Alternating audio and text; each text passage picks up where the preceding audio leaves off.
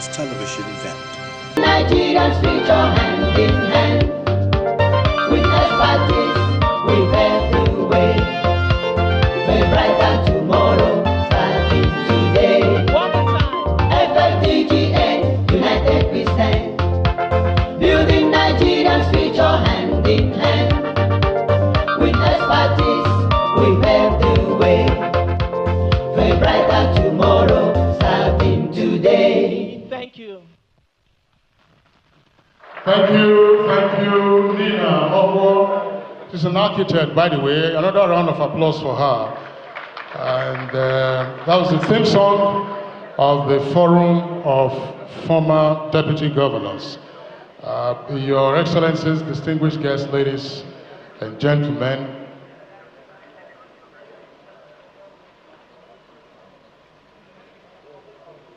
the conference chair is distinguished Senator Aleo Wamako, CON. Senator Wamako had been, before now, local government chairman in Sokoto. He had also been deputy governor of Sokoto and also the governor of Sokoto State, and is currently in the Senate.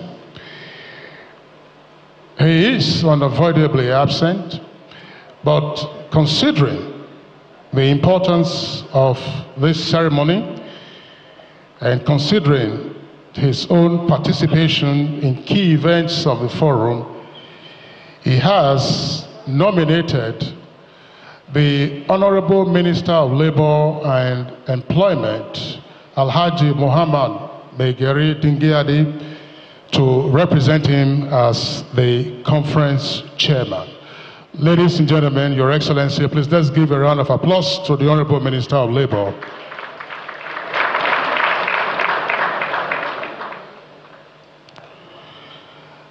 There are, of course, a number of other dignitaries who are here with us, and we will immediately now recognize some of the dignitaries who are here.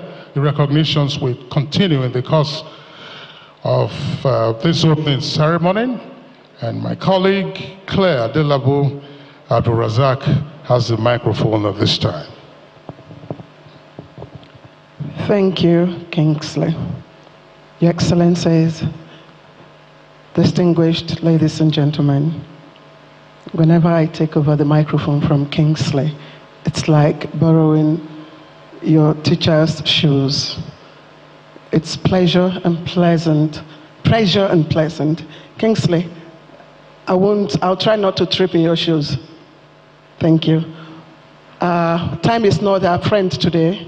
We have a very long list of dignitaries to recognize. So permit me, I'll quickly rush through them without the usual titles and formalities because we have a long list. I'll start with His Excellency Hazim Bolarumi, who is the Deputy National Chairman South of the Forum of Former Deputy Governors of Nigeria. He's here present. Please, let's put our hands together. We also have Chief Ralph Ebu, who is also former SSG, Abia State. He's also former Commissioner for Information. He's here with us. I saw him. Yes, Chief Ralph, please, let's put our hands together. We have the representative of the Inspector General of Police, Olukaide Adeolu Egbetokun. He's been represented by AIG Zone 7. Victor Olaya, PSC Plus. Thank you very much, sir. We have Senator Gonimo Duzana. He said, thank you very much, sir. Deputy Governor Yobe, 1992 to 1993. But of course, he's a member of the Forum of Former Deputy Governors of Nigeria. His Excellency Simon Achuba is also here. Yes, former Deputy Governor of Kogi State. Please, let's put our hands together. Let's make this lively. His Excellency Engineer Tele Ikuru is also here, former Rivers State, Deputy Governor of Rivers State. Engineer Tele Ikuru, I can't see you. Oh, there he is, thank you. His Excellency Edward Onoja, former Deputy Governor of Kogi State, is also here. Please, let's appreciate them. Please, let's appreciate them with your hands of applause. I'll quickly, like I said, His Excellency Mukhtar Shehu Shagari is also here, former Deputy Governor of Sokoto State. You cannot miss him, Your Excellency. Thank you. We also have His Excellency Ambassador Omolade Oluwateru, former Deputy Governor of Ondo State. Thank you very much, Your Excellency. His Excellency James Bawa Magaji, former Deputy Governor, Kaduna State, is also with us. Thank you. Thank you. Mohammed Kamis Shabani, Deputy Head of Mission, Tunisian Embassy, is also here. Please, can you rise up for recognition? Thank you. Thank you very much. Please, let's put our hands together. Professor Bene Ibum is also here. That's one of our panelists. He's the Director, World Bank Center for Food Tech and Research. Please, let's put our hands together. Thank you, ma'am. Thank you very much. I'll quickly rush through this and bring back Kingsley. Assistant, H.E. Amaya Abubakar is here, former Deputy Governor, Taraba State. H.A. Tanda Ruban, former Deputy Governor, Gombe State. His Excellency Aliu Sadle Bagare, Mother King Tikau, I hope I got, I'm sorry, former Deputy Governor, Yobe State, is also here. Dr. Chris Okafor and Mrs. Speaker on Cocoa Value Chain. That's what I have here. Dr. Chris Okafor, where are you? Thank you. Thank you. Dr. Alpha Kamara is a panelist. He's also here with us. Please, let's put our hands together for our panelists. It's not easy. Dr. Chiji Ojukwu is also here, a panelist. Please, let's put our hands together. Senator Anthony Yaro, Gombe South, is also here. Please, let's put our hands together. I have another list I'll quickly take. Mr. Kaide Alonge, Speaker, is also here with us. Please, let's put our hands together. Mr. Alonge, thank you. Professor George Gay is here. Prof, where are you? Professor George Gay? Prof, are you here? Okay, maybe he stepped out. His Excellency Sule Yayi, former Deputy Governor, Old Benue State, is with us. Please, let's put our hands together. Thank you, sir. Thank you, Excellency. His Excellency Abdul Malik Mahmoud, Chairman, Board of Trustee, former Deputy Governors of Nigeria.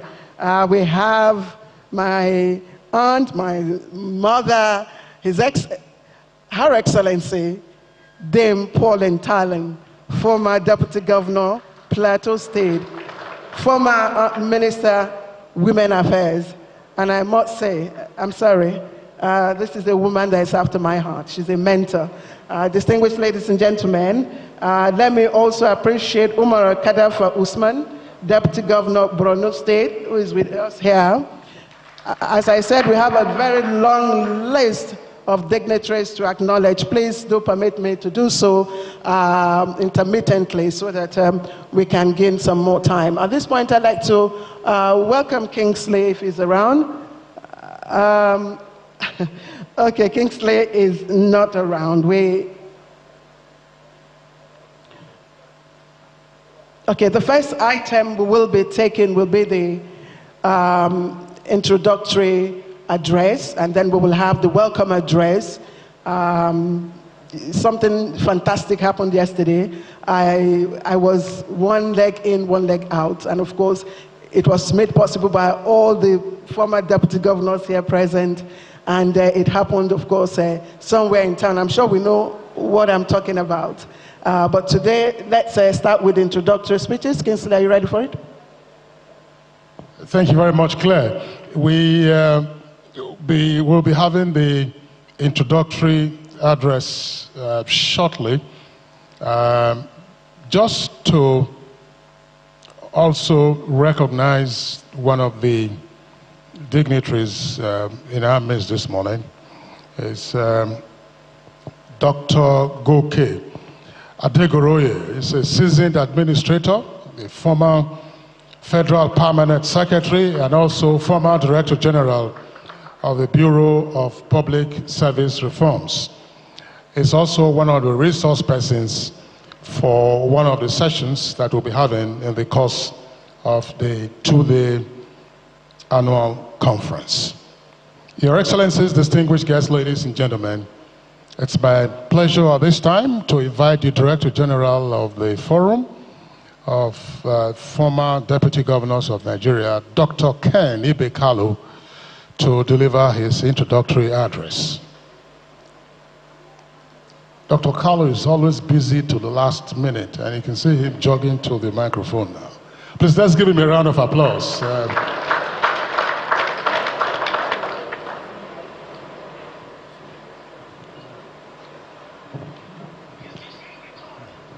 Your Excellencies, a special guest, and other guests that are present here,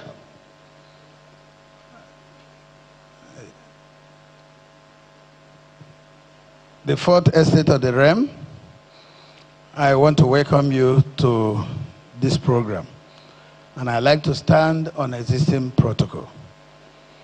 I must start by thanking God for his abundant grace that has enabled us to achieve so much since 2022, when the current leadership of the forum came on board.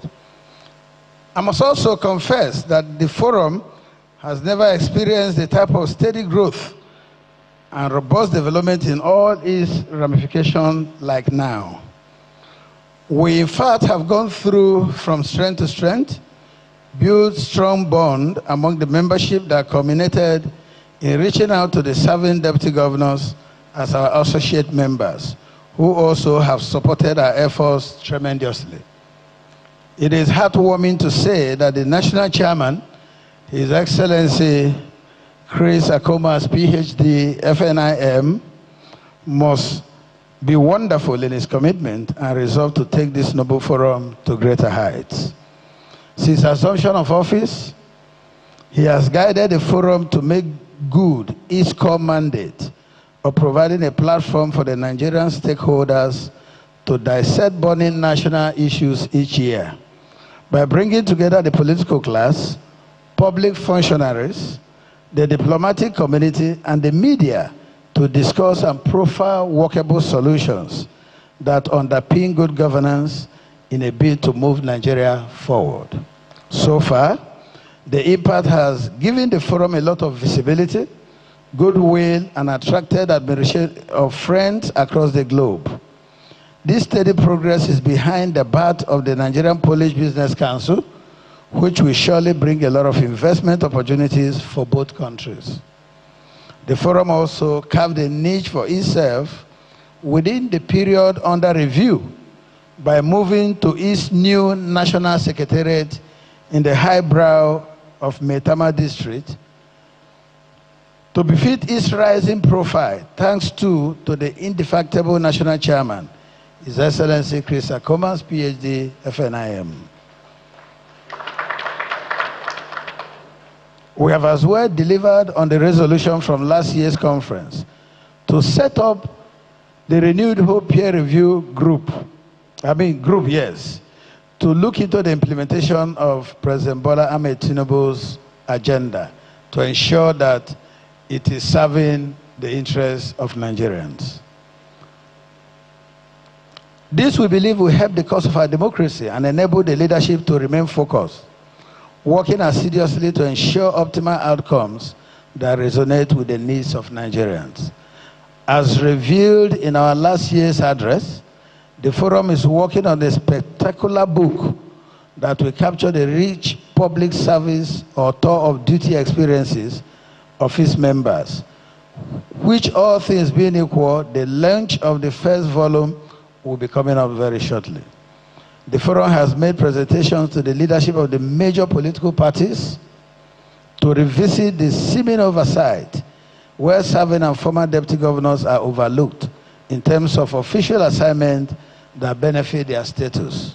Similarly, the forum submitted memoranda to the House of Representatives Committee on Constitutional Amendment with a view to revisit certain sections of the Constitution and deepen our democratic practice.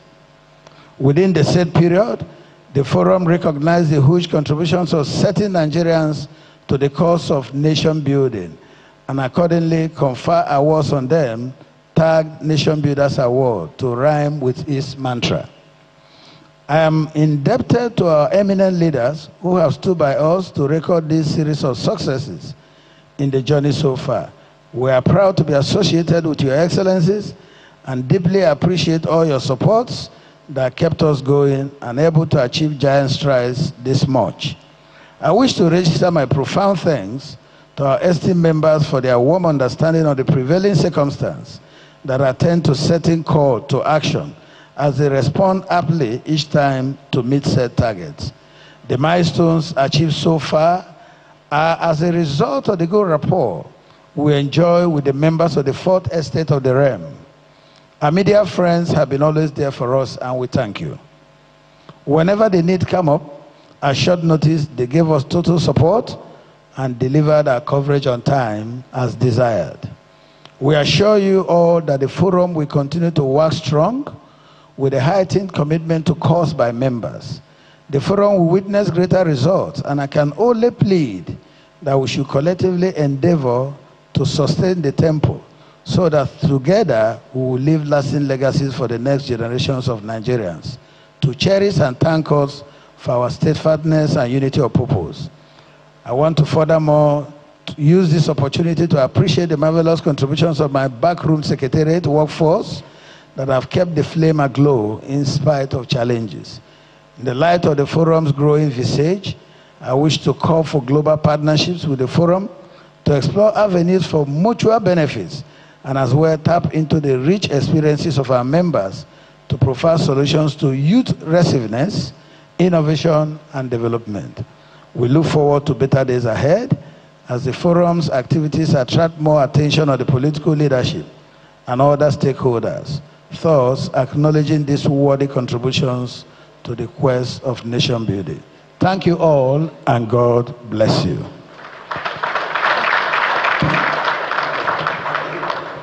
Thank you very much, Dr. Ken Ibe-Kalu, the Director General of the Forum of Former Deputy Governors of Nigeria. Please, let's appreciate him one more time for his introductory address on this occasion.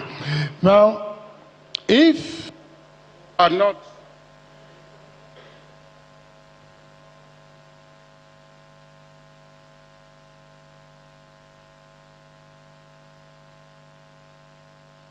If you are not in the immediate vicinity of this program, and therefore you are watching us live,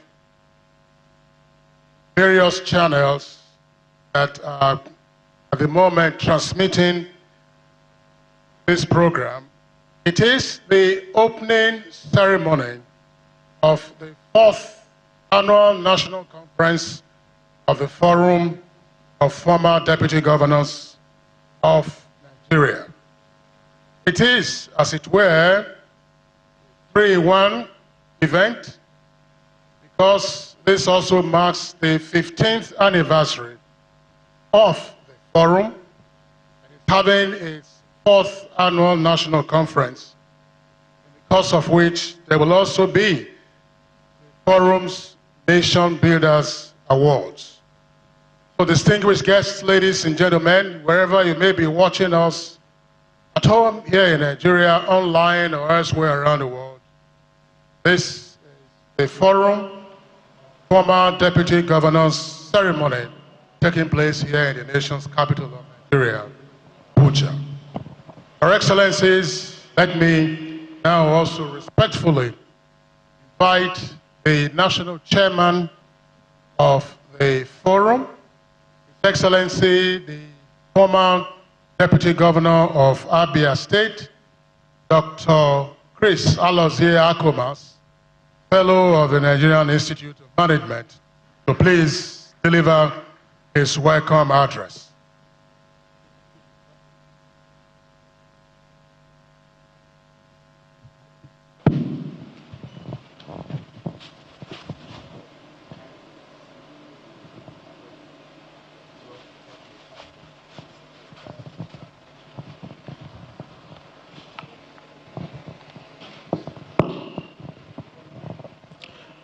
thank you very much for being here. Kingsley and Clay, I thank you for always making sure that you're with us. I will try not to go all the hawk, because most times my speech and presentation takes more time recognizing the wonderful people that make me and members of the forum happy.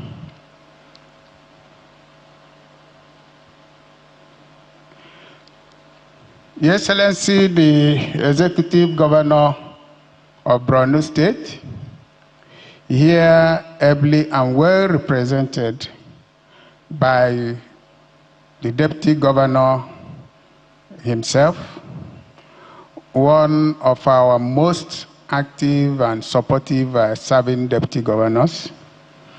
You and your Governor have shown us what it means to work well together.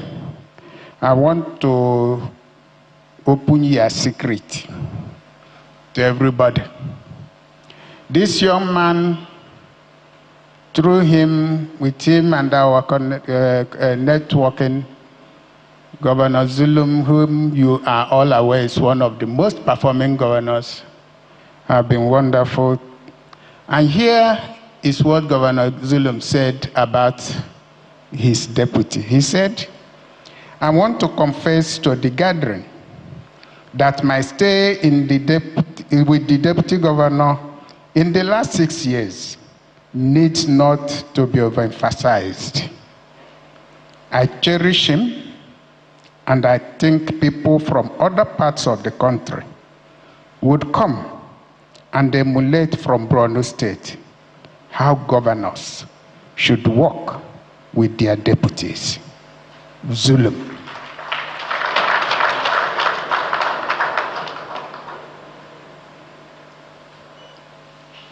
And you cannot beat this.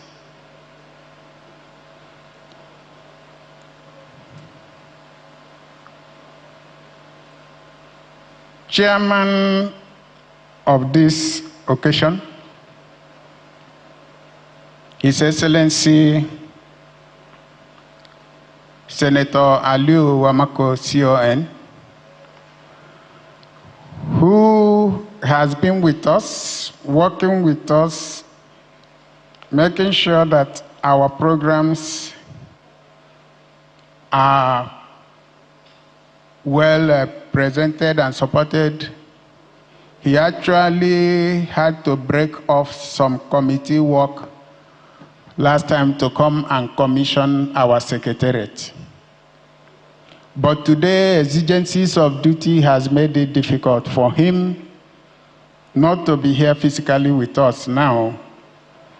But we are happy that this conference, as he has directed, is being chaired by no less a person than Alhaji Muhammad Megari Dengadi, the Honorable Minister for the Honorable Minister of Labor and Employment. Honorable Minister, you are welcome.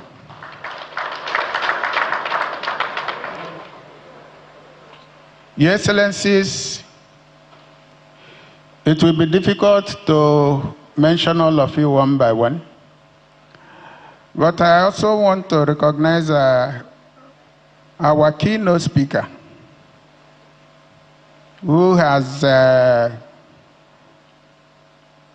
put a break to the NUGA program that he's organizing in his university to be here. Prof, we welcome you and we thank you. All our resource persons, especially my friends and former colleagues from the International Development institutions and agencies. Dr. Chijojuku, it's nice to see you. I told the DG, when he said, Dr. Chijojuku, I said, that man, better put something, he's an old PhD. And they laughed. I'm happy to have you, Dr. Kamara, and my brother Chris, and your wife. I thought I learned that Mrs. Ajaw is here with her husband. If you are here, I recognize you. Okay, I can see you. You're welcome. These are people that have over the time working with me outside this other environment on how best to make things happen. My brother and friend, Dr. Goke Adogare, you are very much welcomed. I hope that we will be able to get people in the service that will give the kind of service and professional touch you and people of your kind gave to this country. Our friends from the diplomatic corps, I want to welcome you. I commend all of you, and I want to reach you through the Polish ambassador designate, who is here with us. Mr. Ambassador, you are welcome. The deputy from Tunisia, you are welcome. And all the others that are here, the European Commission, and all the rest that I cannot remember. Senator Yero, Anthony Yero, my good friend, thank you. I know it was difficult, and I'm happy. Thank you for calling me when you managed to get back last night to say you'll be here. And I know it's like that with all of you. I can't just reach everybody as it should. My habitat, the main constituent, chairman of BOT, and our Baba, yeah, and all of you, my dear colleagues, both in the Board of Trustees, in the ESCO, and all that have been given the best, I recognize and welcome all of you. Sir, retired CP Balogu, I thank you for braving or you said you come to show me that you are doing well. I thank you, and I thank God for your life. Welcome, sir. I'm sorry. Much as I've said, I'm not going to run an elective contest again. Of course, I ran that of the forum yesterday, and by your support, I got elected with a number of us back to serve you for another 3 years. Thank you very much.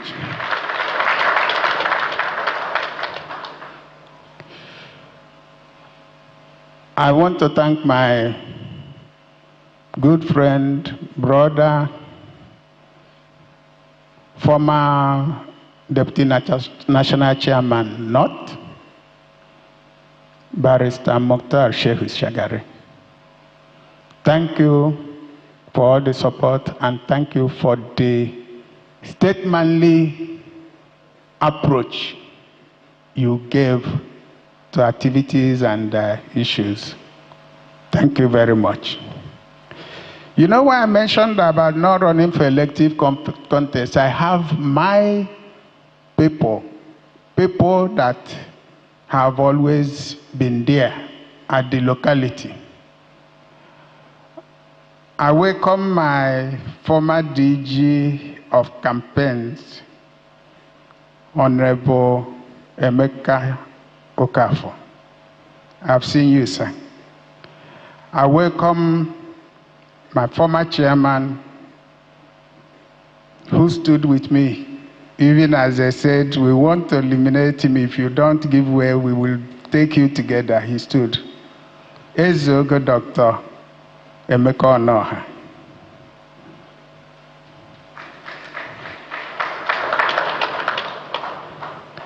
You know, whatever we do, there is no place like home. And I have my senior brother here, who is always here. There's Sam, Chief Sam Kire.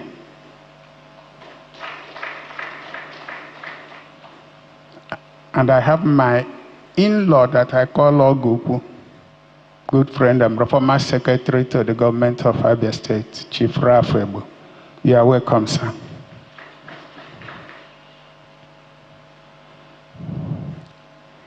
If I've not mentioned you specifically, it's not for lack of appreciation or recognition of what you've been doing. I have my brothers here in the media.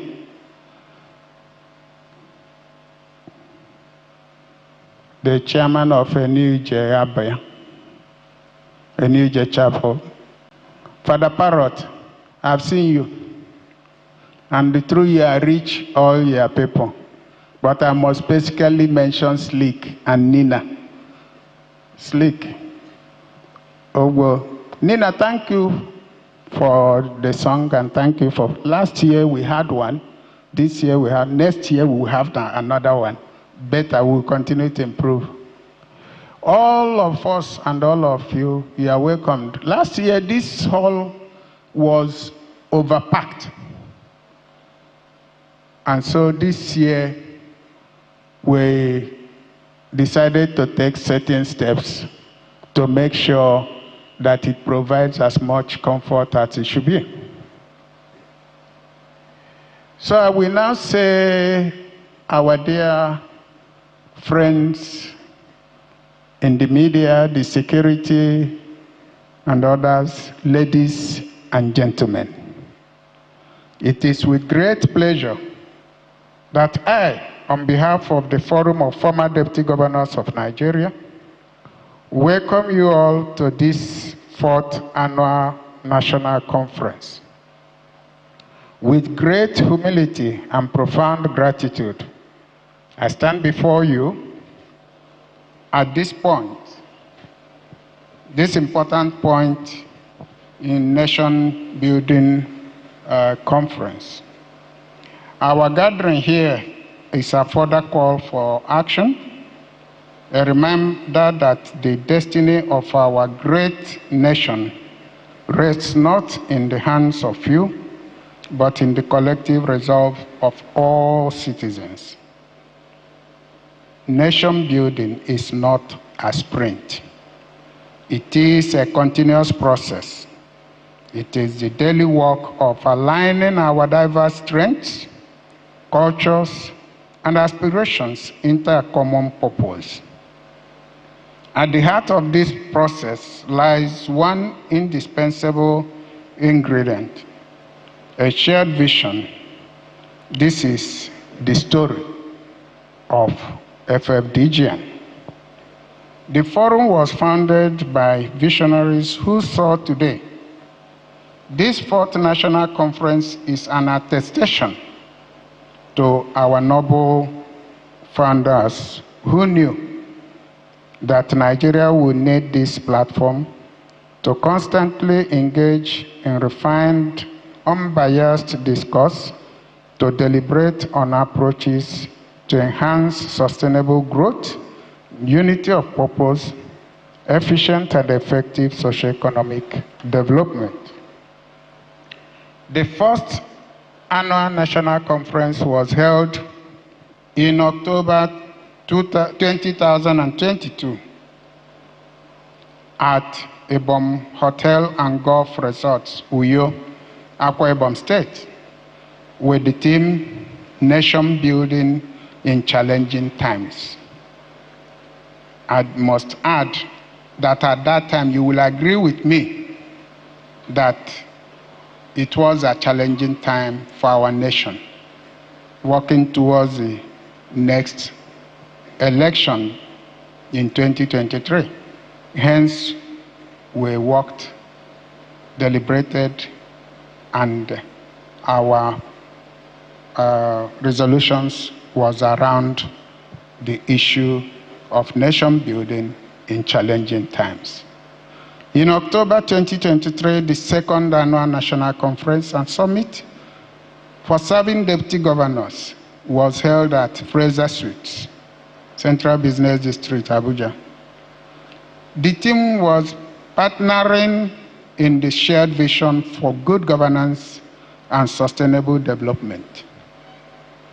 Then came October 2024. The third annual National Conference was held with the theme Strategic Solutions for Good Governance, Food Security, and Sustainable Growth in Nigeria. Today, we gather under the timely and thought-provoking theme, Boosting Nigeria's Productive Capacity for National Growth and Self-Reliance. The role of leadership, industry, and innovation in policy implementation. This resonates deeply with the realities of our nation at this pivotal point of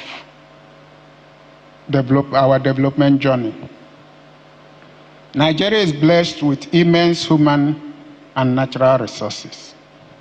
Yet, our challenge has never been the absence of potential, but rather how best to harness and translate that potential into tangible growth, sustainable wealth, and improved quality of life for our people.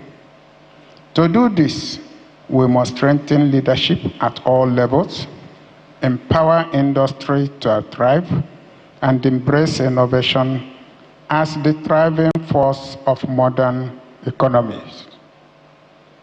This conference, therefore, is not just another gathering of minds, but a platform for dialogue, collaboration, and practical recommendations.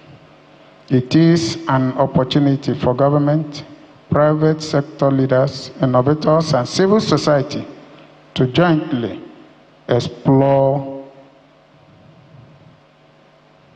strategies for accelerating industrial productivity, fostering innovation, and ensuring that leadership delivers results through efficient and effective policy implementation.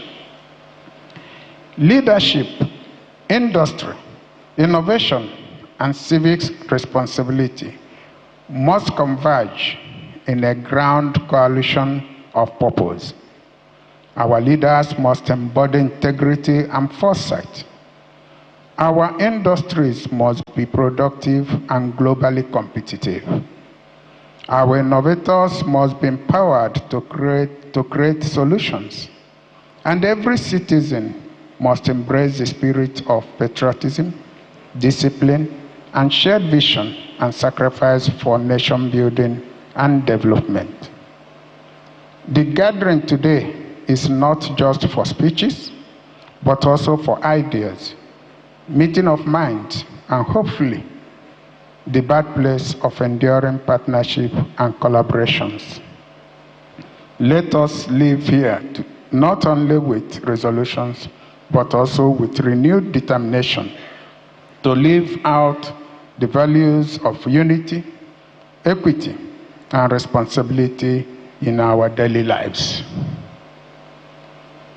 On the part of FFDGN, we have been working within our system to enhance productivity.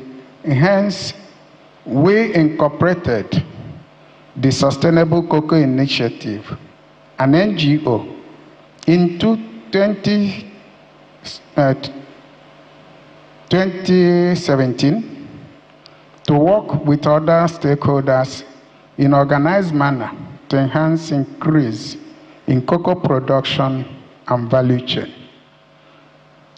I hope that the audience and many Nigerians will recall and know that cocoa cocoa used to be one of our highest foreign earning source, and that 14 states of the country have the capacity and are able to produce cocoa, to grow and produce cocoa.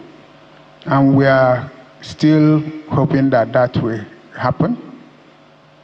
I'm happy that some of those who have worked tirelessly along this effort, including those that worked towards the effort under the service and tenure of our dear friend, Dr. Adeshina, when he was Minister of Agriculture. We remember all the efforts made to have the National Cocoa and Nigerian Cocoa Corporation established. Let no one despair. Let us not think it's over. We'll continue to push on. And one day, it will be good too. I firmly believe that the outcomes of our deliberations will contribute meaningfully to national discourse and provide effective solutions towards building a self-reliant Nigeria. One, where our industries favorably compete globally, as I said earlier, our youths are encouraged and challenged to come up with groundbreaking innovations, and our leadership is accountable to the aspirations of the people. On behalf of FFDGN, I appreciate and thank our chairman, especially His Excellency Senator Aliu Wamako, CON, our distinguished speakers and resource persons, and all participants for committing time and expertise to this noble cause. Your presence here is a testament to your shared belief in Nigeria's brighter future.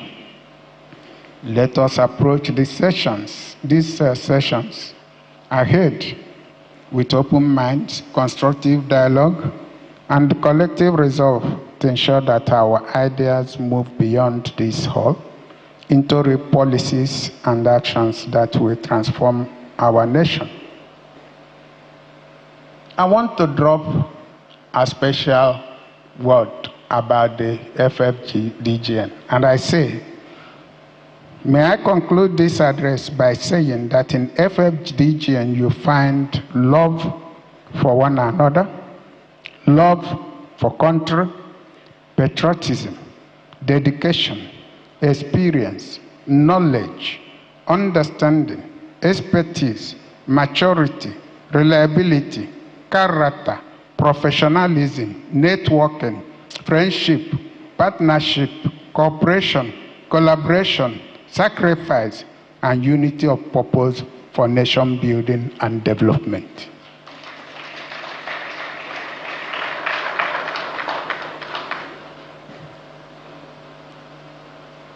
Let me use this opportunity to invite genuine, serious, willing business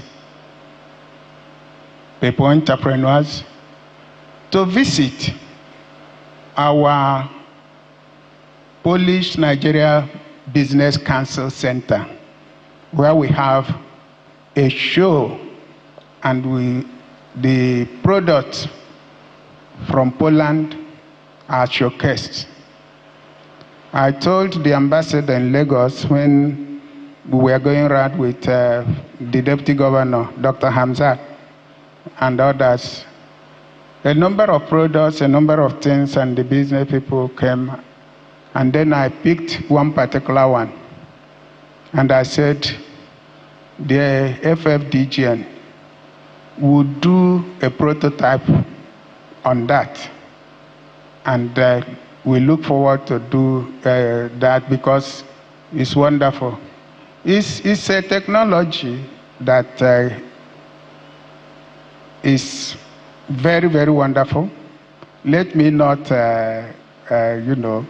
go further, but we'll be proud to get that, because good 18, the raw materials, like I asked those who came with it, I say, hey, we have seen this, we have seen the wonders that in 5 hours you can build this and do that and do this, but the raw materials for this, is it available in Nigeria? The response is available everywhere and is in abundance in Nigeria. I say, good. When you come and we have the prototype set, we will tell our people that this is here, and you come here with your technology to produce it in Nigeria with our own raw materials, so that we can really have the full benefit of it and have the cost effectiveness that we follow.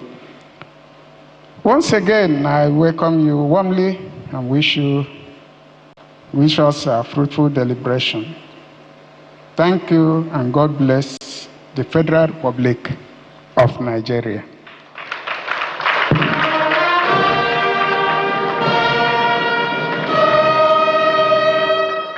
Please, with hearts of appreciation, hands of applause, let's put our hands together for the steady hands that stirs the wheel of this forum to greatness. You know, true leadership does not just lay foundation and leaves. True leader lays foundation, returns to reinforce the foundation, to ensure that the structure not only stands, but is standing tall and stronger. And that's the stuff His Excellency Chief Chris Alozie Akomas is made of. Distinguished ladies and gentlemen, a clear indication that when leadership performs, even the ballot smiles back. True of us, when leadership performs, what does ballot do? It smiles back. Or is it leadership repeated? Anyway, let's put our hands together. Congratulations, Your Excellency. We will be taking some goodwill messages right now. You know what they say about goodwill messages. It's the only language that the deaf and the dumb, the deaf hears and the dumb knows. The language of kindness, the language of goodwill. So if you give a dose of goodwill messages, it echoes back to you, double portion and in wonderful ways. Distinguished ladies and gentlemen, please join us as we now listen to some words of encouragement for the Forum of Former Deputy Governors of Nigeria. And again, I'll call Kingsley. We will start with while Kingsley and while they are working at it, let me quickly take some recognitions. I have, I'm trying to get this pronunciation right, is Michał Tisan.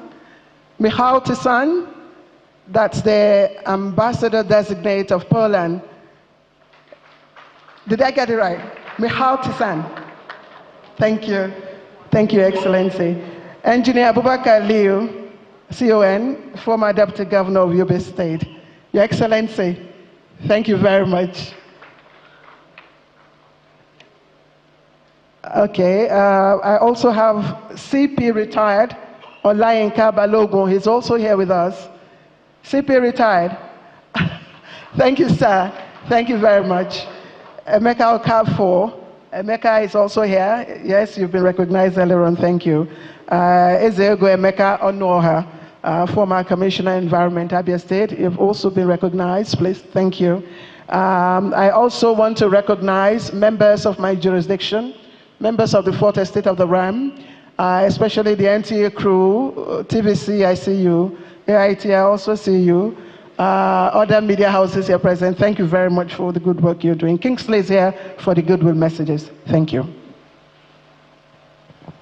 Thank you very much, Claire, for the recognitions. And just to add, from the mic logos that we have on the podium, that channels Kaftan TV, AIT, and Arise are also here amongst us, plus, of course, the gentlemen from the print and online media. Your Excellencies, distinguished guests, ladies and gentlemen, we will have two goodwill messages. Two goodwill messages. I would just need to clarify one or two items on the program so that we gain in time and speed. So, Your Excellencies, let me clarify something from the National Chairman of the Forum of Former Deputy Governors.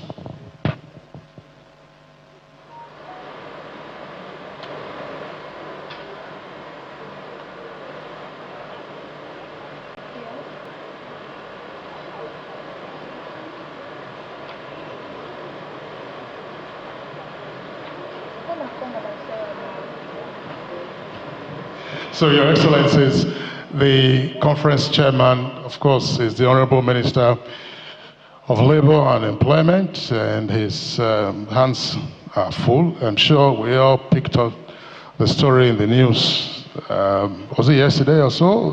The Association of Resident Doctors are threatening an all-out strike from the beginning of November.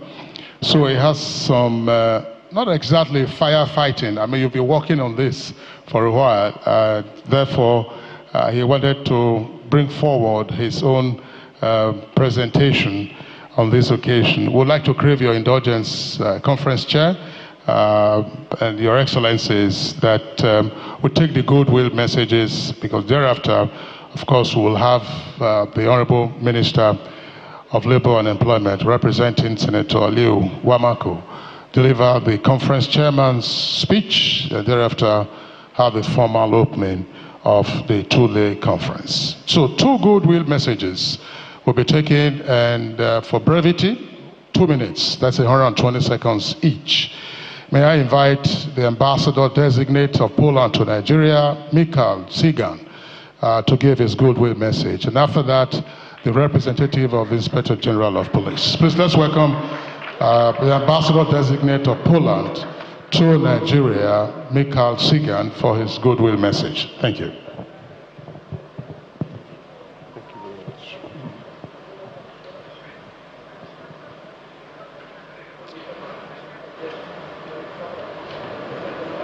Honorable Minister, honorable guests, members of the Forum of the Former Deputy Governors of Nigeria, I am lucky that the protocol has been so perfectly established that it allows me to stand on it comfortably. Otherwise, 2 minutes would not be enough just to take the first breath and mention all the excellencies just sitting in the front row, let alone the rest of the dignitaries present here. It's my profound honor to be here in front of you and seeing that Poland has been chosen as a strategic partner of the Forum and of Nigeria. I have just started on my way to promote and deepen Polish-Nigerian relations, and this is our extreme privilege that Poland is now at the focus of Nigerian elites and Nigerian business. And yes, we are a good choice.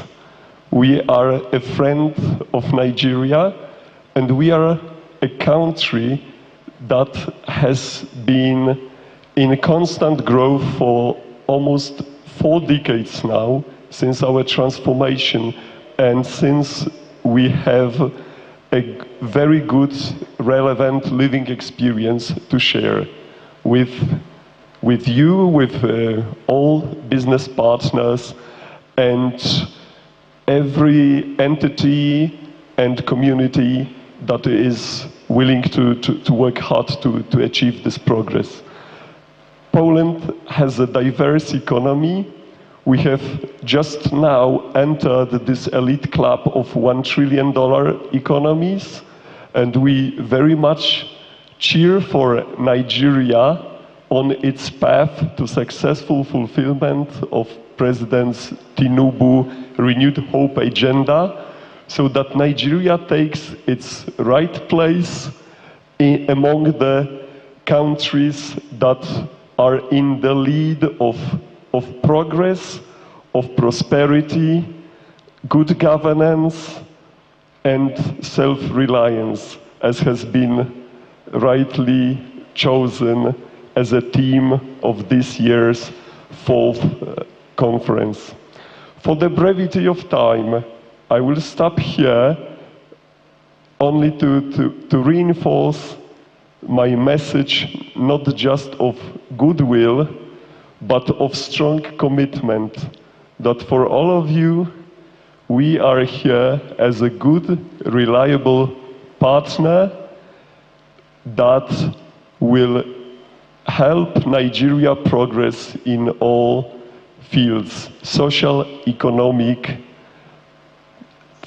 security, every other field that Nigeria deserves. Thank you very much once again. All right, thank you very much, Ambassador Designate, for the goodwill message. I'm sure that once your letters of credence are presented, you'll have the opportunity of working on a number of issues. Ambassador Designate, I don't remember the last time we had the Polish leader visit Nigeria. But when Obasanjo, General Obasanjo, as he then was head of state, Wojciech Jaruzelski was here in Nigeria. And we also had a technical cooperation agreement where young Nigerians were sent to Poland, Romania, and other East European countries for technical training. So after Jaruzelski, I'm not quite sure. 3 years ago, thank you very much for reminding me. It's Jaruzelski that is still in my head. So thank you very much, Ambassador Designate of Poland to Nigeria. And by the way, just to re-emphasize one of the points made by the national chairman of the Forum of Former Deputy Governors, at least twice in his opening address, he did say that, come to our secretariat where you find the Nigeria Police Center.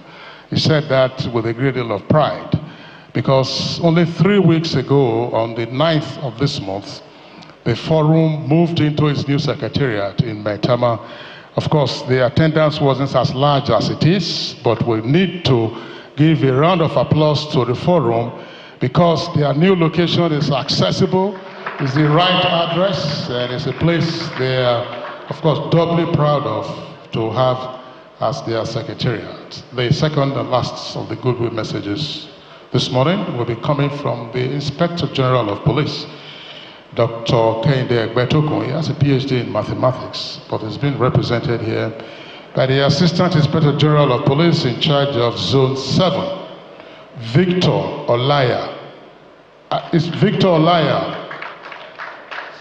Well, for those of us who are not so young, I'm sure you know Victor Olaya. Dr. Victor Olaya was a great trumpeter, high life maestro.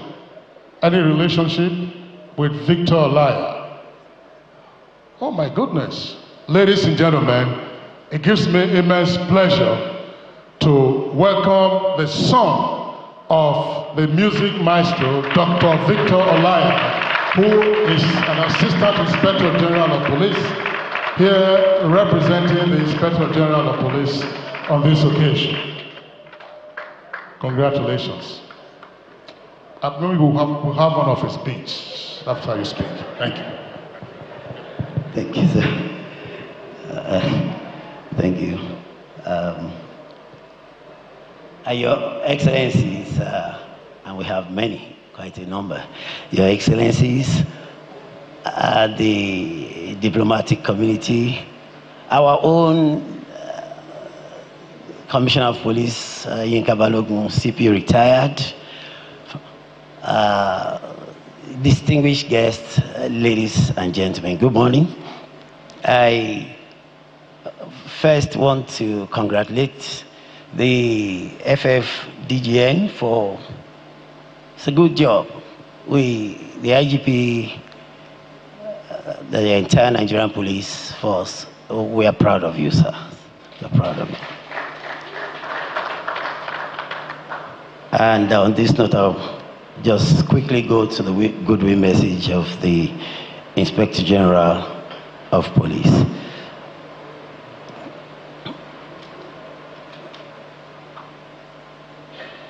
It is with great pleasure and a deep sense of duty that I extend my warm goodwill message to the Forum of former Deputy Governors of Nigeria on the occasion of the 4th National Conference. This gathering reflects an enduring commitment to nation building and the continuous search for pathways to sustainable growth and self-reliance in our dear country. The chosen theme, boosting Nigeria's productive capacity for national growth and self-reliance, the role of leadership, industry, and innovation in policy implementation could not be more timely. It captures the essence of our national aspirations, one where visionary leadership, industrial advancement, and creative innovation work hand in hand to translate policies into tangible progress. As a nation, our productivity and self-reliance depend not only on the abundance of our natural and human resources, but also on the quality of governance, the integrity of leadership, and the security of our environment. The Nigeria Police reaffirms a steadfast partnership in this pursuit. We recognize that peace and security are the bedrock upon which all other sectors of national development thrive. In this regard, the Nigerian Police continues to advance reforms aimed at building a modern, citizen-focused, and intelligence-driven policy system, one that provides the stability necessary for industries to flourish, innovators to emerge, and policies to be effectively implemented. I commend the Forum of former Deputy Governors of Nigeria for sustaining this platform of dialogue, reflection, and policy advocacy. Your wealth of experience and continued contribution to national discourse are invaluable assets in shaping a prosperous and secure Nigeria. On behalf of the Nigerian Police Force, I, as IGP, Kayode Egbetokun, PhD, NPM, congratulate the organizers and participants of this conference and wish you fruitful deliberations that will yield actionable outcomes for the growth and progress of our nation. Thank you, and God bless Federal Republic of Nigeria. Thank you. Please let's appreciate CP Olaya, Victor Olaya.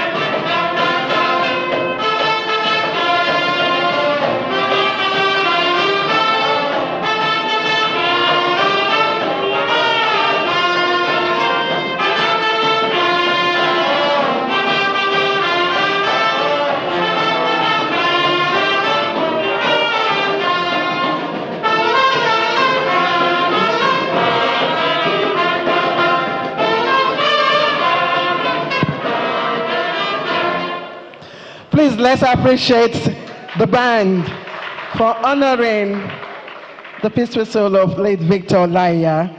Today we see CP Victor Olaiya, a carbon copy, retired, a carbon copy. Thank you very much. And by the way, that tune used to be one of my favorites. And it's talking about Omopopa. Omopopa is a white lady. A white lady. All right, distinguished ladies and gentlemen. You know, gatherings and conversations like this will need a compass. Someone who will steer the direction of the conversation to the right path.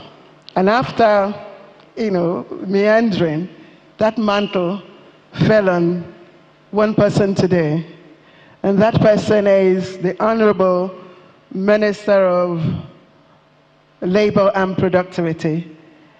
As the conference chair, I will be inviting him to give the conference remarks. Please, let's put our hands together for Honorable Minister of Labor and Productivity, Mohammed Maegaridin Yadi, CON, to give us the conference chairman's remarks. Thank you very much, sir.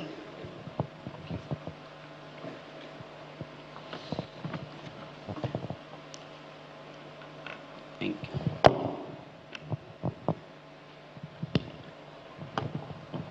you. In the name of God, the Beneficent and the Most Merciful, Your Excellency, the Executive Governor of Borno State, ably represented by his deputy, Alhaji Umar Kadafur. Your Excellency, the chairman of this very great forum,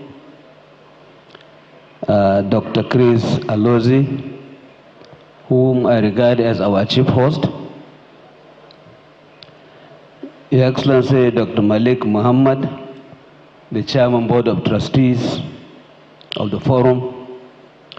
Your Excellency, my Deputy Governor, Sheikh Mutari Shehu Shagari, former Deputy Governor of Sokoto State, and Deputy Chairman of the Forum North,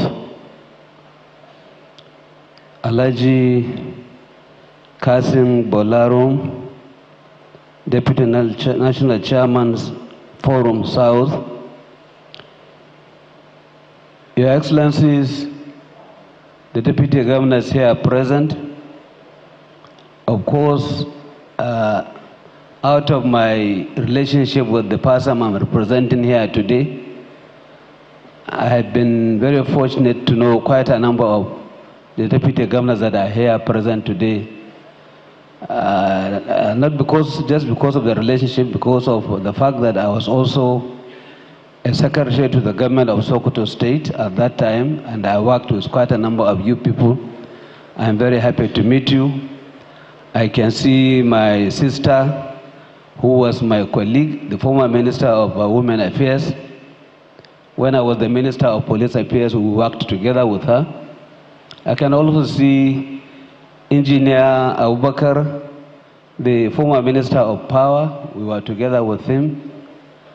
I can also see a classmate and a friend, Professor Onji, former Deputy Governor of Nasarawa, and of course, my DG from NDE. He was just coming here. I cannot see him. Okay, yes. I welcome you, former Deputy Governor of Nasarawa State. Quite a number of you are very well known and we have interacted. I can see the former Governor of Plateau State. I welcome you all and I greet you very sincerely. Distinguished invited guests, members of the press, ladies and gentlemen. As you are aware, or as amply mentioned by the Master of Ceremony, I am here representing one of your colleagues, the chairman of this occasion, Dr. Aliyu Magatakarda Wamako Sarkiyamman Sokoto, former Deputy Governor of Sokoto State, and subsequently the Governor of Sokoto State. I'm here to represent him, and I'm therefore just here to read his address as amply prepared by him. He was to come here, but unfortunately, due to other very important legislative functions, he could not make it. And just a little after 10 o'clock yesterday, he called me and asked me to represent him. And I am here representing him, and I'm going to read his speech without any amendment as it has been given to me. So, distinguished ladies and gentlemen, I feel highly honored to address this noble gathering of eminent persons that truly have the interest of building a united and prosperous Nigeria at heart. I am indeed elated because in 1999, I was part of a team then serving as deputy governors that made a move to form an umbrella body for our common interests. Unfortunately, that dream was cut short as our then principals thought we could become a threat to them and tactfully truncated the initiative. So it gladdens my heart a lot that the same vision has been nurtured, and today we have a forum of deputy governors of Nigeria that has steadily warmed itself into the hearts of Nigeria through quality contributions to the cause of good governance and nation building. I really commend the giant strides of the present leadership of the forum, and from what I have witnessed in this new secretariat to the turnout of this well-packaged conference, I am convinced that the commitment and zeal will continue to grow to a point where it will attain the center stage of national political development.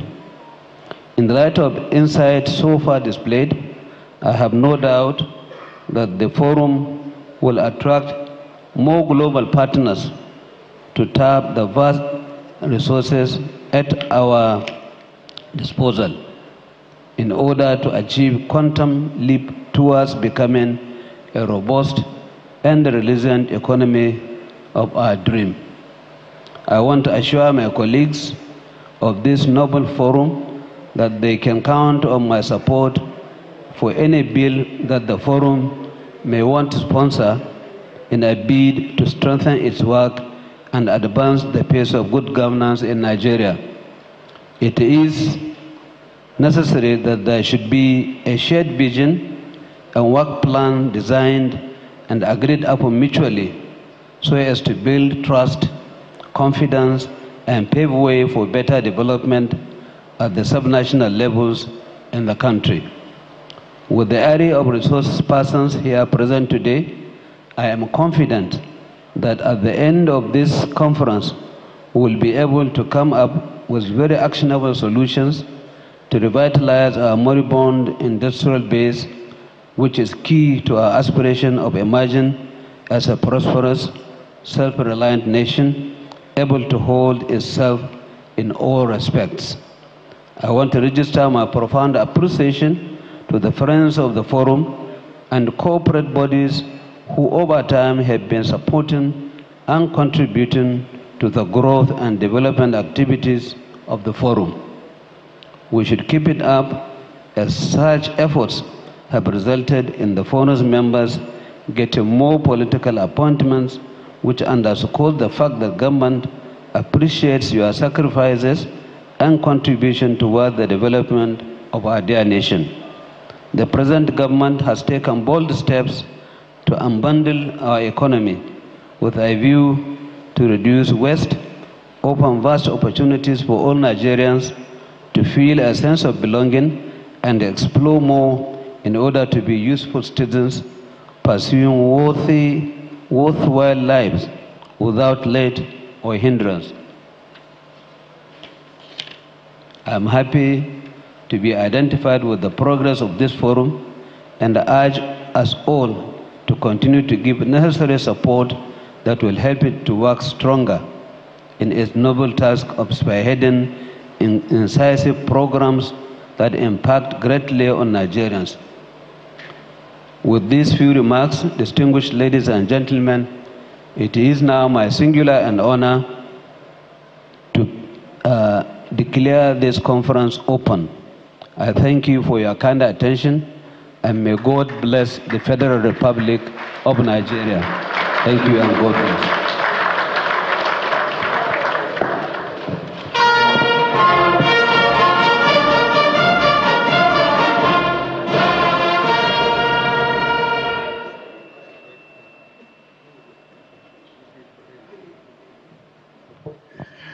Thank you very much, the Honorable Minister of Labor and Employment, representing the conference chair, distinguished Senator Wamako, who himself is also a former deputy governor and former governor of Sokoto State. Ladies and gentlemen, your excellencies, please, let's give a round of applause to the conference chair for formally declaring the two-day conference open. I earlier indicated that the conference chair, who has been represented, and that his representative, of course, is pressed for time. But, Honorable Minister, we would like to crave your indulgence still if we can snatch a minute or two of your time. And permit me, therefore, to immediately recognize in our midst the incumbent Deputy Governor of Abia State, His Excellency Ikechukwu Emetu. Please let's welcome His Excellency, the Deputy Governor of Abia State. We have coming up next the Forum of Former Deputy Governors Nation Builders Awards.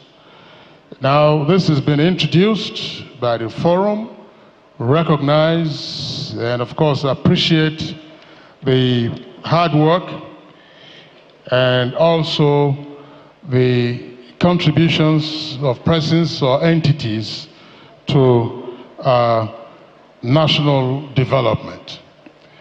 There are, for purposes of the Nation Builders Awards today, 3 recipients. And the first of the awardees is His Excellency, the Executive Governor of Borno State, Professor Babagana Zulum. And this award is in recognition of his innovative and ingenious strategy of providing adequate security for farmers to and from their farms. And this has averted famine in the state. It's also working tirelessly in this regard, in this respect, to ensure food security by visiting flashpoints and boosting the morale of state actors in their sustained fight against insurgency in the state and elsewhere. So, His Excellency Professor Babagana Zulum has been tapped as one of the 3 awardees on this occasion. His Excellency Professor Babagana Zulum has been represented by his deputy, His Excellency Umar Usman. Your Excellency, please kindly come forward. And may we have a note of appreciation from the band.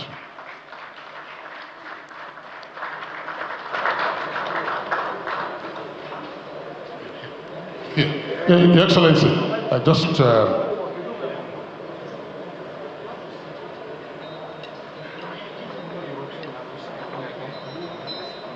the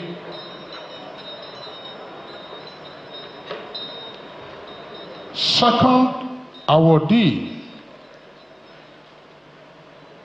is not Her Excellency Dame Pauline Taleno.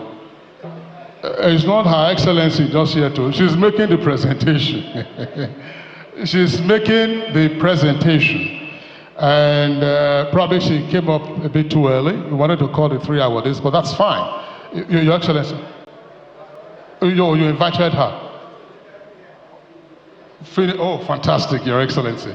So, that's the first awardee represented, and the presenter, of course, the former Deputy Governor of Plateau State.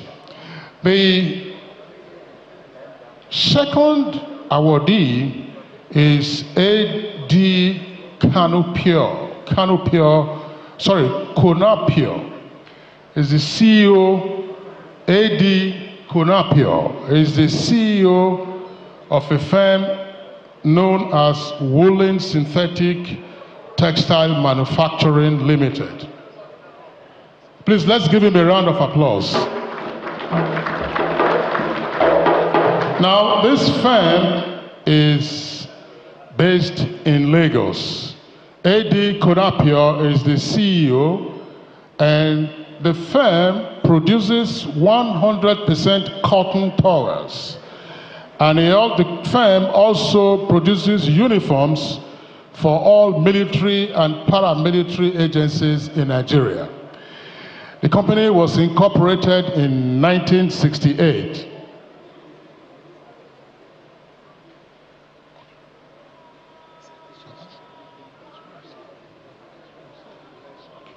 All right, so again, we back up a bit.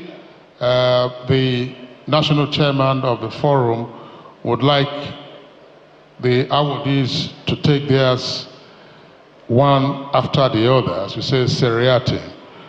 And therefore, we go back to His Excellency, the Executive Governor of Borno State, Professor Babagana Zulum.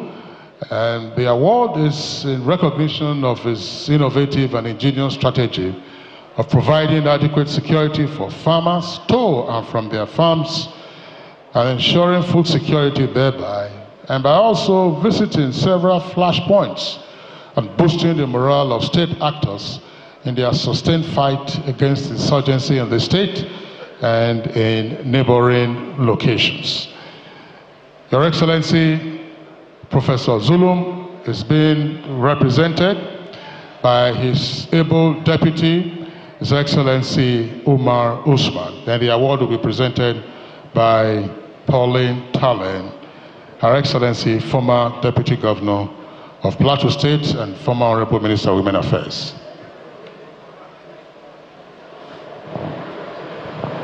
Thank you, Kingsley.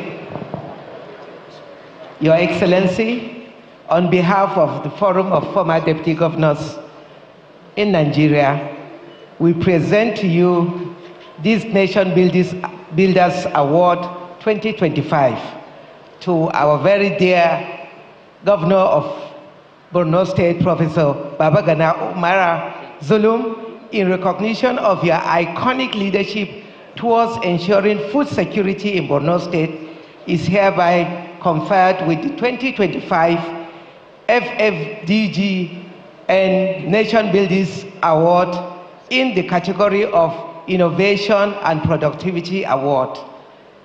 Congratulations and God.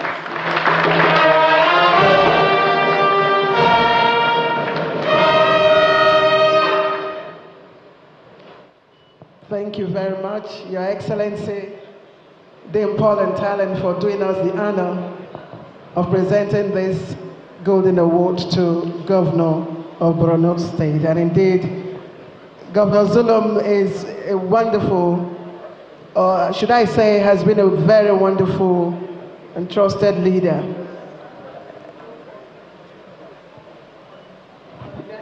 Yes.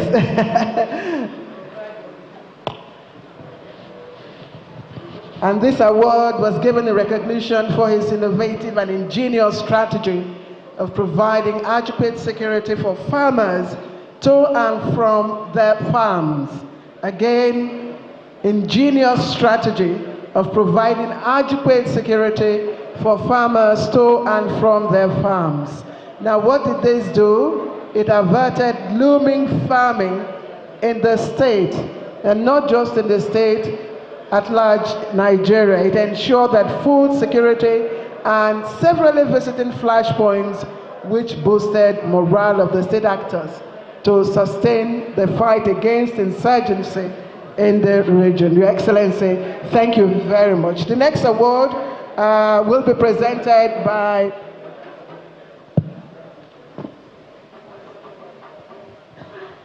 I think I have to come in here.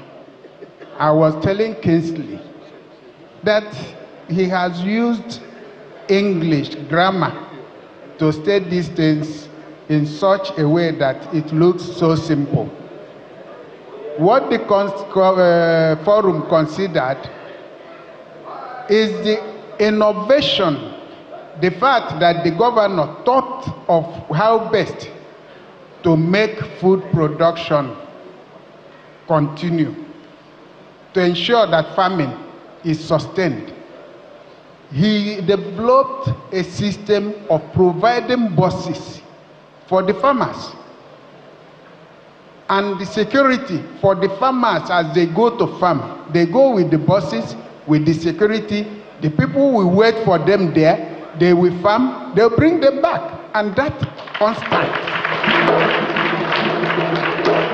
is a new thing. And the forum continued to monitor, and we have received reports of improved harvest, improved yield, and we are happy. What we want is anything that will increase productivity, and that is one of them.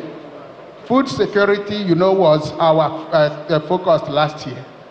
We are having a governor who do not only provide these things that came up with that innovation, but most times he will go and visit them there to give confidence. We are happy and proud of him and seeing this out. Thank you. Thank you, sir. Indeed, we are very proud. Governor Zulum, wherever you are, please, can we put our hands together once again for the ingenious governor? The next recipient is A.D. Konapure. Of course, he's the CEO, Woolen and Synthetic Textile Manufacturing Limited. It was incorporated in 1968, and this award will be presented by His Excellency, the Engineer Ikechukwu Emetu, Deputy Governor of Abia State. His Excellency, the Deputy Governor of Abia State, will be making this presentation. And while he is coming out gently, I'll quickly give you a rundown of while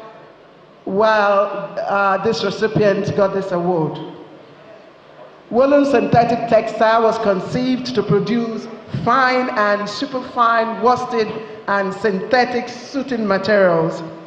Today, it has evolved as an acclaimed brand in the Nigerian textile industry market for all types of suiting, shirting, mattress covers, 100% cotton towels, bed sheets, uniforms, the Nigerian Army, Air Force, Navy. I thought you put our hands together.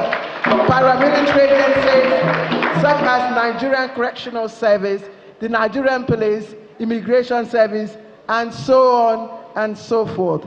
Distinguished ladies and gentlemen, please let's put our hands together again for CEO of Woolen and Synthetic Textile Manufacturing Limited, Ikeja in Lagos, A.D. Konapure. And to present the award. Yeah, thank you. Your Excellencies, distinguished ladies and gentlemen, please let me align on the well-established protocol. on behalf of the Forum of the former Deputy Governors of Nigeria, I hereby present this very meritorious award to Woolen Synthetic Textile Manufacturing Limited as the Nation Builders Award of 2025 in recognition of your promotion of Nigerian first drive in textile industry is hereby conferred with the FFD GN Nations Builders Award in the category of Textile Productivity Award on this very special day, being the 28th day of October 2025. Congratulations to you, sir.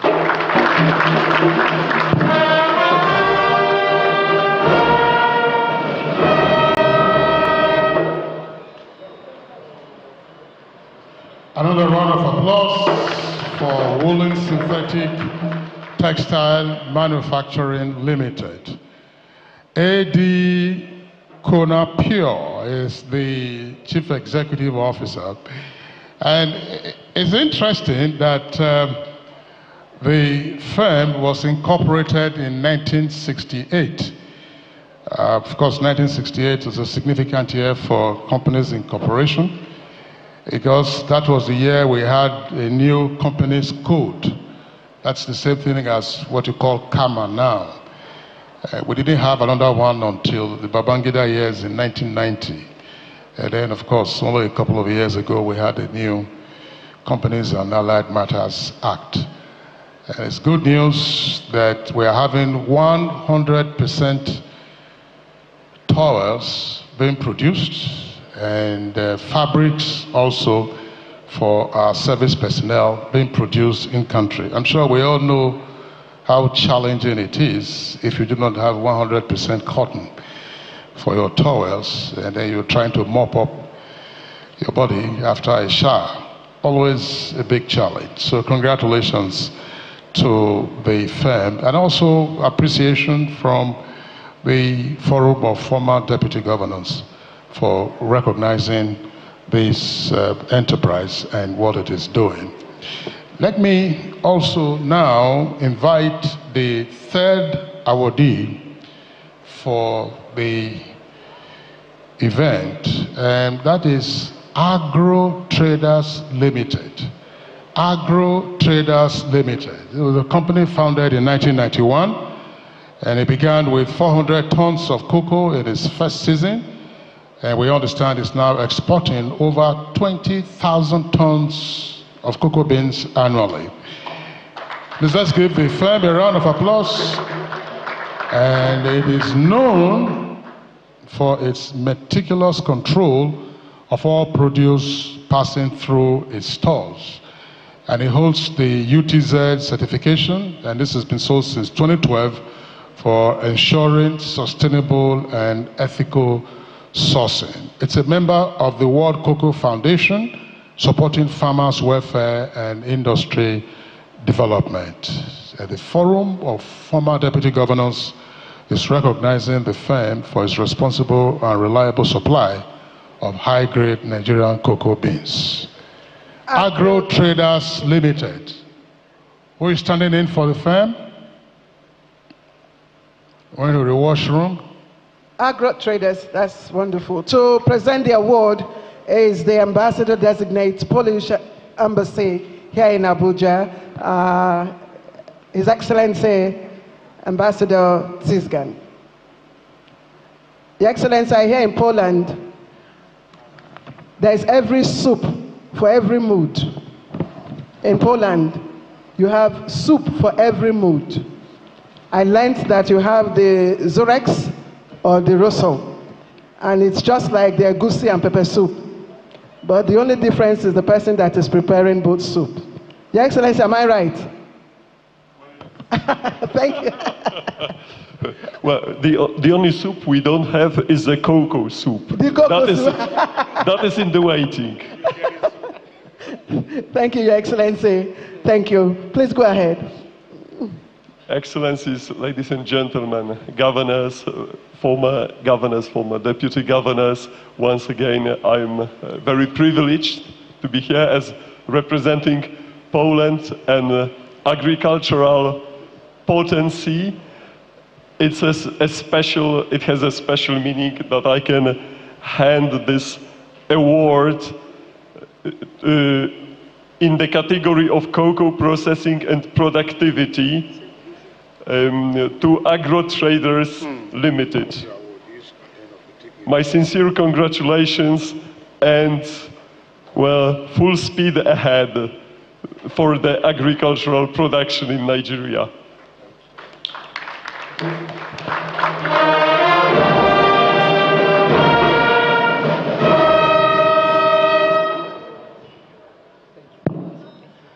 So, Your Excellencies, we will,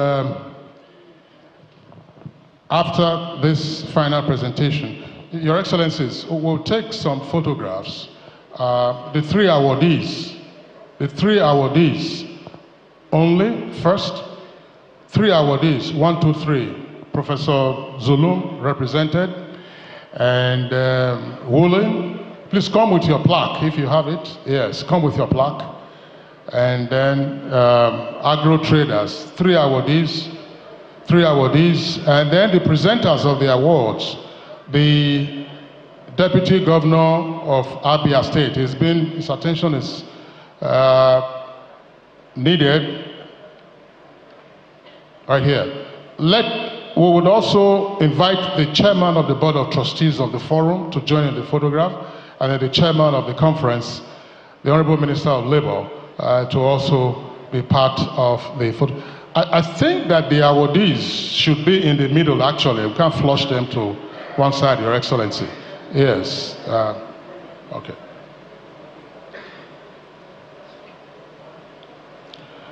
Are we good with this photo shoot?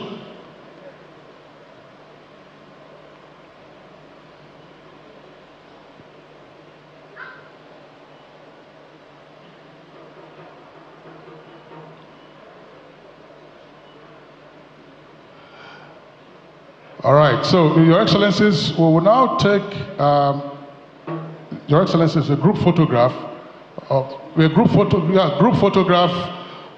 Your Excellencies, the Deputy Governors who are here present, and other invited guests. Please join in the group photograph. I'm seeing just now His Excellency, the former Deputy Governor of Edo State, Honorable Philip Shuaibu. Honorable Shuaibu, what's happening to Bendel Insurance? I've not been playing for them again. Some of the, we would need some to, Your Excellency, Philip Shuaibu, I was asking what's happening. You want to probe Institute of Sports. Deal with Bendel Insurance first too.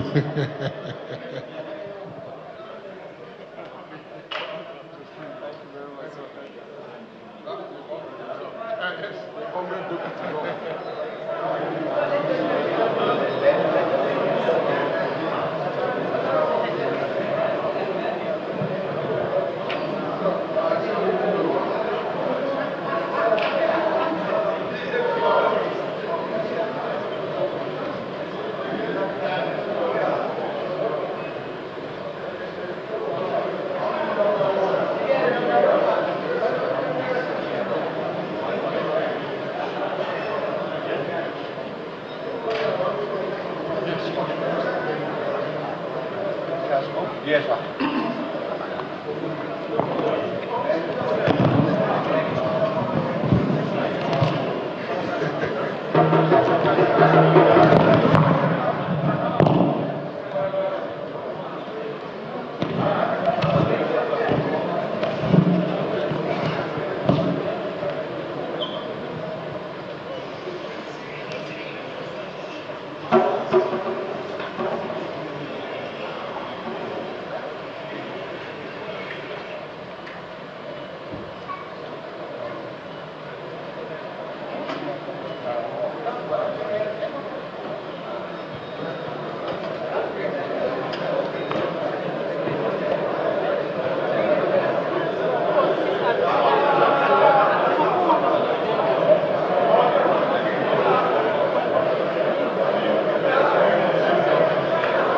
Thank you very much. Distinguished ladies and gentlemen, we're not done yet. We have something that will interest you.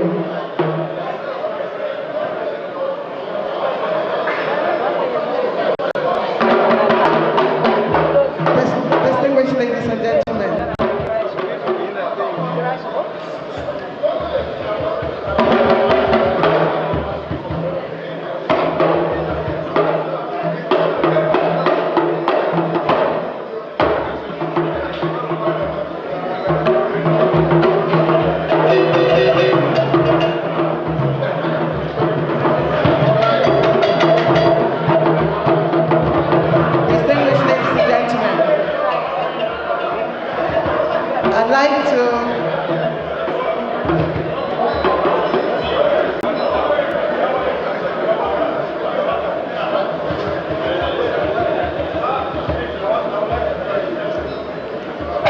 You know, Walter Lippmann, the American renowned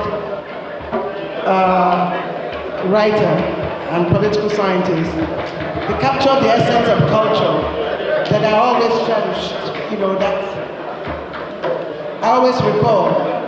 And he said, culture is simply the name of what people are interested in. He said it is their thoughts, their models, the book they read, and the speeches they love to hear. So bottom line, culture is our way of life. And truly, you can't know people until you've seen them dance. Have you seen Nigerians dance? Distinguished ladies and gentlemen, please let's get ready to meet Nigeria in her most expressive form through dance and rhythm.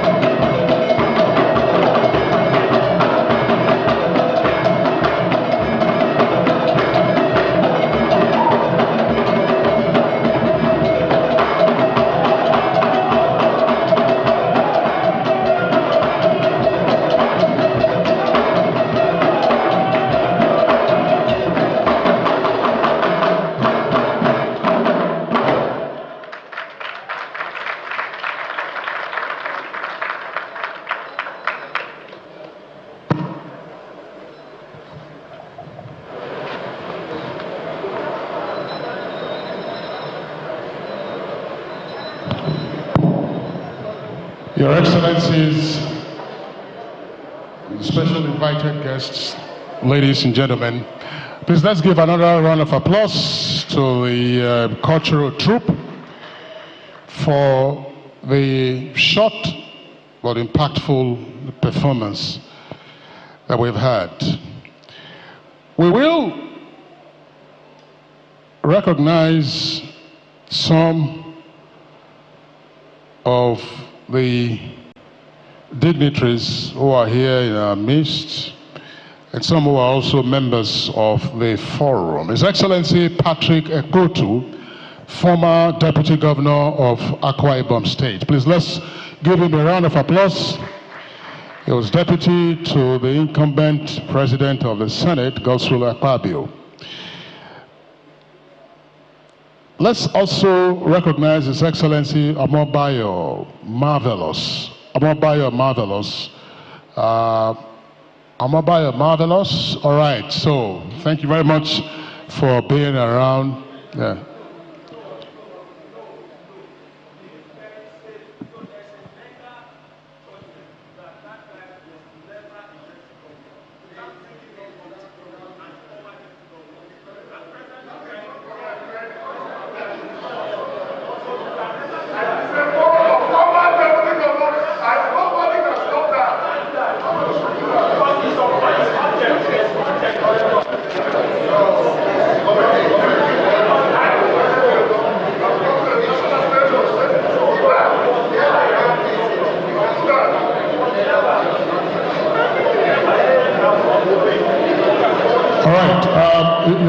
Your Excellency, Honorable Philip Schwaibu, Honorable Philip Schwaibu,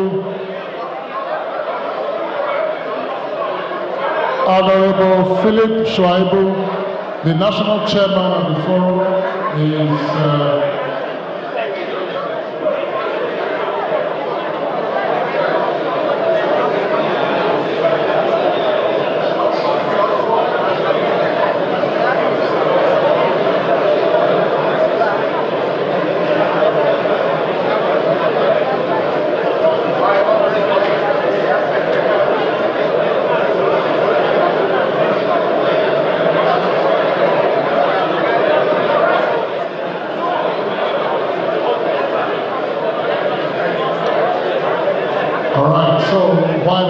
sorted out. Your Excellencies, let me recognize, as provided by the Secretariat for this conference, the former Deputy Governor of Zamfara State, His Excellency Senator Hassan Mohammed Guzo. Please let's welcome His Excellency Hassan Guzo, former Deputy Governor of Zamfara State.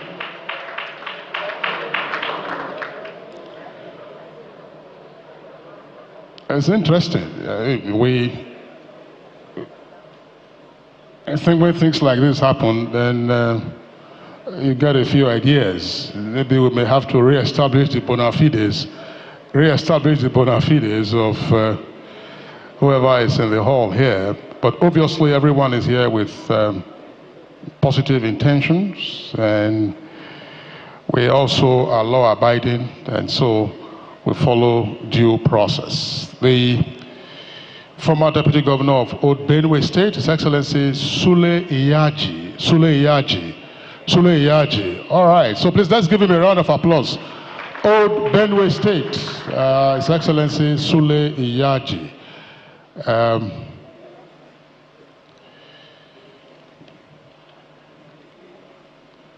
Ladies and gentlemen, if you have a hard copy of the program, there are also soft copies available.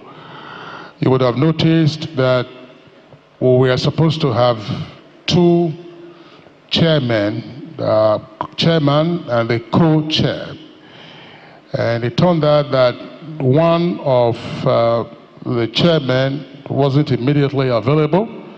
And the chairman, who was in situ in a representative capacity, had fought until a moment ago after the photo sessions. He had also delivered the chairman's remarks and declared the conference open. But I have some information. I have not confirmed exactly what happened, but my source, should I say sources now, because that means I double checked, but my sources indicate that there seemed to have been some miscommunication between the chairman and his staff. So not between the secretariat of the forum and the chairman, but between the chairman and his staff. I'm sure there will be some query awaiting those staff when you get back home. They advised him that the program will be tomorrow instead of today. And that's why when they then tried to reach him, it was difficult at first, but eventually they reached him and is here with us. Your Excellencies, ladies and gentlemen, my pleasure at this time to invite for his own remarks, because he holds this forum in high esteem and is the chairman also of this conference, the 4th Annual National Conference of the Forum of Former Deputy Governors. Distinguished Senator Ayim Pius Ayim, former President of the Senate of the Federal Republic and also former Secretary to the Government of the Federation. Please, let's welcome him with a much louder round of applause to the microphone and to the podium.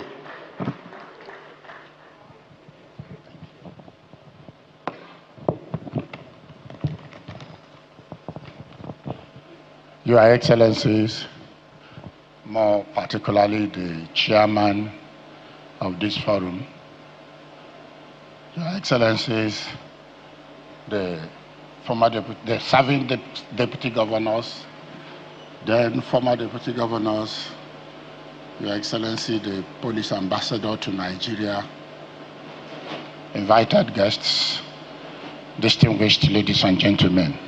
Let me thank the MC for trying to make excuses for me, but actually it would have been most regrettable if I am not able to make it to this event, because I look forward to it. And like he tried to say, the fact is that my office programmed me for tomorrow for this event, and today was another event. So I went for that other event until I saw your message that the event has started, and I had to cut off from there to be here, and I thank God I am here. Let me therefore sincerely apologize for the mix-up, for my late coming, and also be thankful to God that I am able to make the event. I'm also very grateful that my co-chairman had actually been here and held forth. And more so that he had opened the event with an address. But maybe let me simply identify with him with a short address. And I am quite delighted to share a few thoughts on what I think your forum had become. So, distinguished ladies and gentlemen, I am greatly delighted to be part of the 4th Annual Conference of the Forum of Former Deputy Governors, focusing as always on topical and critical elements in nation building. I was told that in the past, your conference teams included the following: nation building in challenging times, partnering in the shared vision for good governance and sustainable development, strategic solution to good governance, food security and sustainable growth in Nigeria. And this year's conference theme is boosting Nigeria's productive future for effective national growth and self-reliance, harnessing leadership, industry and innovation for effective policy implementation. Let me start by saying that of all former national office holders fora, the former Deputy Governors Forum appear to have become the most focused, most productive, and most impactful in their contributions to our efforts in nation building. I am not sure there is any former office holders forum that had been so engaging with topical and critical national issues as this forum. And it is therefore my pleasure to use this opportunity to congratulate the chairman and members of the Forum of Former Deputy Governors for your steadfastness and patriotic commitment to nation building. Speaking on this year's theme, I am to say that the imperative of productive economy was never lost on the various governments of Nigeria since 1960. This is because at times when people talk about productive economy today, it will appear as if it's a new idea. And it is to my knowledge that since 1960, it had been the concern of every government in Nigeria. The resurgence of the clamor for productive economy through industrialization today only underscores the economic and social setbacks the nation has suffered due to failed attempts on industrialization. It is instructive to point out that at the core of the first National Development Plan of 1962 to 1968, and indeed the subsequent rolling plans, including the Indigenization Decree of 1977, were policies to encourage and facilitate industrialization. These efforts yielded great results in the 80s as industrial clusters and activities became prominent in various parts of the country. Example, Bompai in Kano, Kakuri in Kaduna, Onitsha in Anambra State, Aba in Abia State, Ikeja in Lagos State, and so on. I am to say that the collapse of these efforts is not as a result of lack of knowledge of its benefits, particularly its benefits for job creation and economic stability. It is my opinion that the following, among many other factors, were at the root of the problems. I also know that today we look at certain surface issues, more particularly present issues, as being the real issues that had set us back. But I think there are more fundamental issues. And if we don't address those fundamental issues, it will appear as if we are putting block on no foundation. So we need to look, I thought I should highlight just 3 critical foundational issues we must also look at and in fact seek to address them in order to actually resurrect and enhance our productivity through industrialization. One of such factors is the military coup and counter coup of 1966. The most outstanding consequence of the 66 coup is that it dislocated our sense of nationalism and national aspiration, and thereby promoted ethnicity and nepotism. The military incursion into power has also dislocated our sense of value, weakened the rule of law, and inculcated greed and recklessness in public office. I want to say very clearly that without a national vision, without a national aspiration, not just national vision as articulated in any paper, I mean shared vision accepted by all, it will be difficult to enhance patriotism. And without patriotism, you can't build a nation. I make bold to say that productive economic progress is usually as a result of sustained commitment to national aspiration. It is a commitment that transcends change of government. A situation where policy inconsistency is occasioned by ethnicity, nepotism, corruption, and above all, lack of adequate sense of patriotism to drive national vision and aspiration cannot deliver on productive economy. There must be that foundation that as a nation, we have the commitment, both the leaders and the led, that this is where we want our nation to be in the nearest future. And it is in the best interest of everybody. Once this is inculcated in us, then you will find out that understanding of policies, both the pains and the benefits of each policies, will be a lot much easier and across border, and everybody will commit to deliver that. So our journey to productive economic well-being, therefore, we have to start with rebuilding our sense of nationalism, benchmarking our national aspiration to achieve economic renaissance, and then a collective commitment to rebuilding our nation on the path of patriotism and rule of law. And I believe that if we're able to reset this foundation, then it will be a lot much easier for us to understand the policy direction of government, because that policy direction obviously will be in the overall interest of the nation, focusing on a national vision that everybody shares from. Another factor that I think led to the collapse of our industrial progress is the factor on the other side, it could have been an advantage or a boost to it, but it turned the other around. The other factor is the oil boom of the 70s, which raised our taste for foreign-made goods as status symbol. Accordingly, import licensing was quick to replace local production.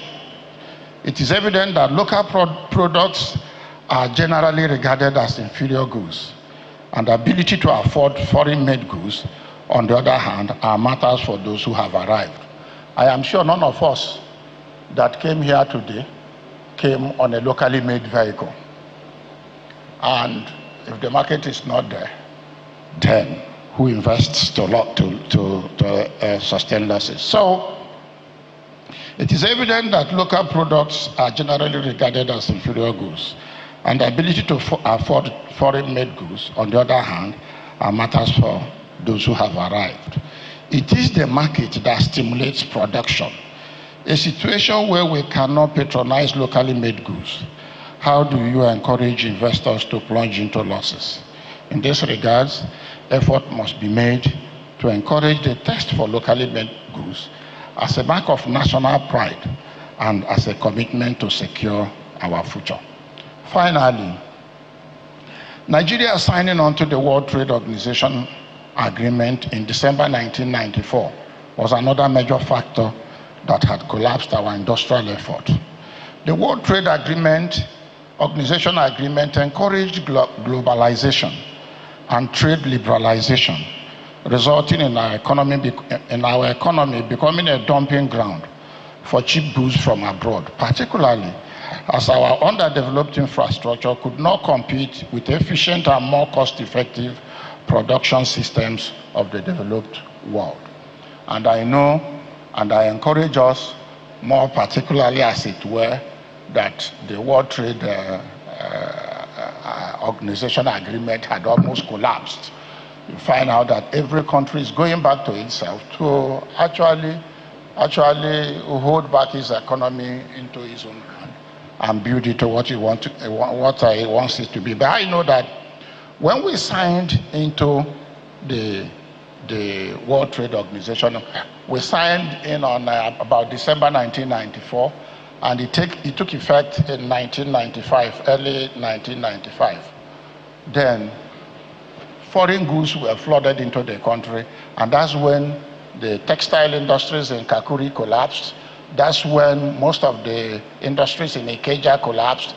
That's when Onitsha collapsed. In fact, that's when most of our industrial progress actually collapsed. Because, and I remember one day asking one garment producer in Aba, why wouldn't you go back to what you were doing before? Because he had closed. He said, look, if you produce at 5 naira per garment, and somebody imports to sell at 2 naira per garment, then there is just no way you can compete with that person. And that's what it was. So most industries had to collapse because they could not compete. And if we don't protect our economy, there is no way it can actually withstand a more cost-effective production environment abroad, you know, to actually deliver on the expectations of the market. So there is no gainsaying that every successful local productive economy not only enjoy policy protection, but also enjoy a competitive production environment. If you must expect quick turnaround in local production, we must protect our market. We must enhance our infrastructure. We must secure our environment, and so on. I have chosen to highlight just these 3 points only because we have guest speaker who will do justice to the theme of the day. However, I think that the way to go is to acknowledge that our national institutions and our sense of patriotism have been seriously weakened. Therefore, we need to accept the fact that there is no magic that can reverse our economic weakness overnight. It will be misleading for anybody to think that it is a simple task to revise our economic misfortunes. For any meaningful respite to be achieved in a record time, we need the concerted effort of our leaders and the people to commit to a renewed determination to reposition our country on the path that will implant patriotism in the citizens, without which every industrial policy of any government whatsoever will be sabotaged and it will not work. Our people must resolve to accommodate the pains of bold efforts at redirecting our nation, and our leaders must be intentional at rebuilding our nation. This approach worked for China. It worked in Singapore. It worked in Vietnam. It can work for us. Let me therefore use this opportunity to call on all well-meaning citizens of our dear country to support the efforts of President Tinubu's administration to reposition our country on the path of economic renaissance and economic growth. I thank you all. I welcome you all.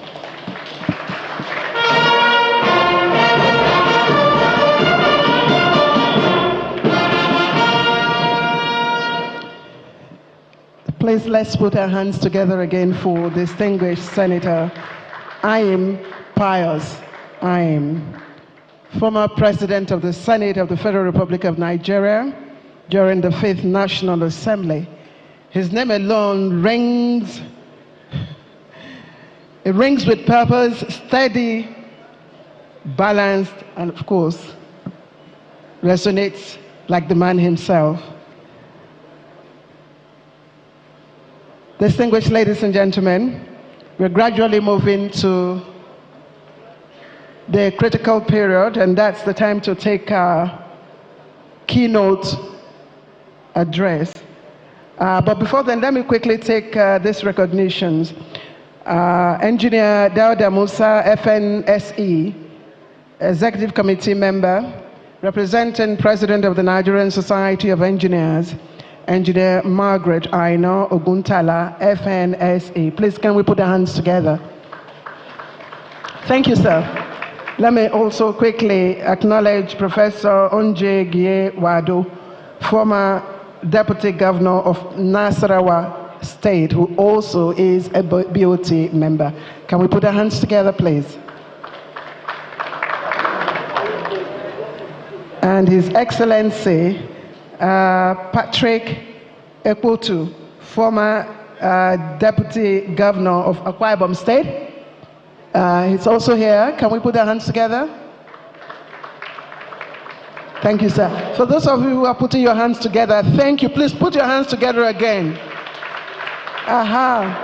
This side of the hall, you're all quiet. Please, can you put your hands together for the Forum of Deputy Governors? Thank you. Thank you. And you know what?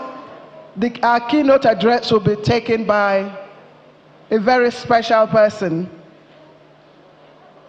Professor Tanko Ishaya is the Vice Chancellor of the University of Jos, a place I dreamt to further my education. Unfortunately, I couldn't. Lagos State said I must go to Akokite. Hello, greatest Akokite. So Professor Tanko Ishaya will be giving us the keynote address. I'm trying to get a bit of his profile. Apart from being the VC of University of Jos, I am also told he's a tech and innovation advocate. Thank you very much, sir. I wanted to say more. Should I continue? I should wait. Please, let's put our hands together for our keynote address, Professor Tanko Ishaya.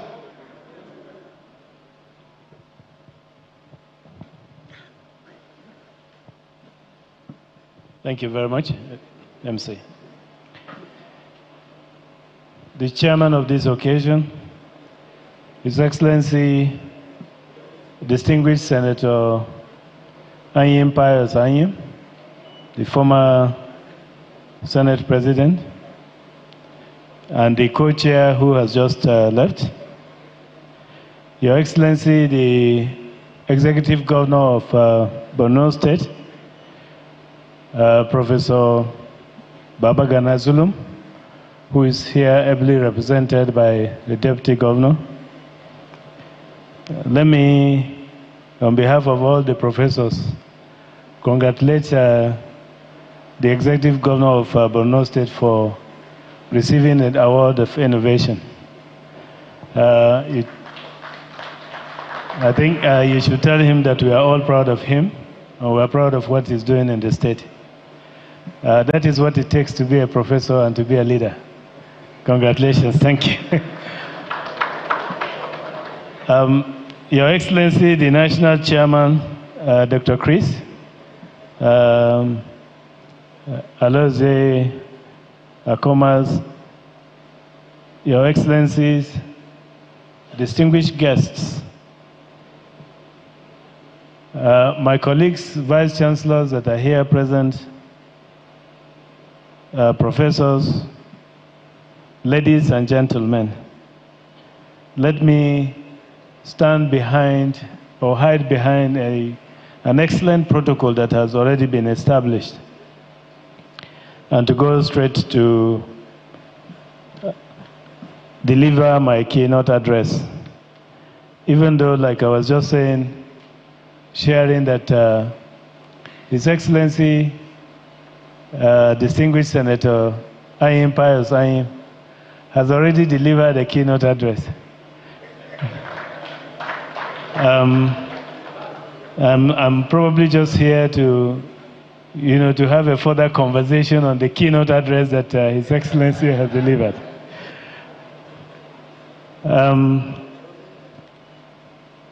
It is indeed with both an honor and privilege that I stand before this gathering of distinguished, eminent statesmen and women, seasoned administrators, and patriotic Nigerians whose service to our nation continues to shape its democratic and developmental journey.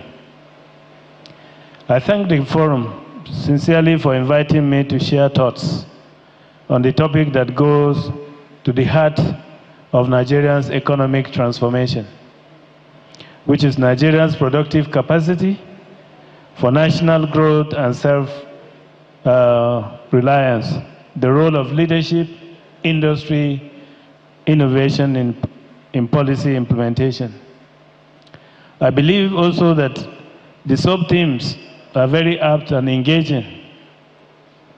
Your Excellencies, this subject is timely, visionary, and necessary because it compels us to look beyond the rhetorics and focus on the mechanisms that will enable Nigeria to achieve sustainable growth, inclusive prosperity, and genuine self-reliance.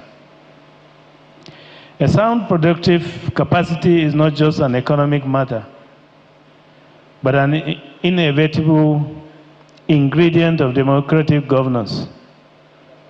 Success story of any regime revolves around the productive capacity of the country, the ability to manage available resources for the upliftment of its citizens' standard of living, and the dignity of the country in the Committee of Sovereign Nations.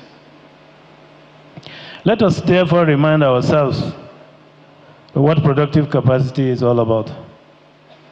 On a general note, productive capacity of a nation is the highest sum of goods and services that the national economy can conveniently produce at full and efficient employment of its total resources, and so on and so forth. In other words, productive capacity is the overall potential output in relation to the factors of production.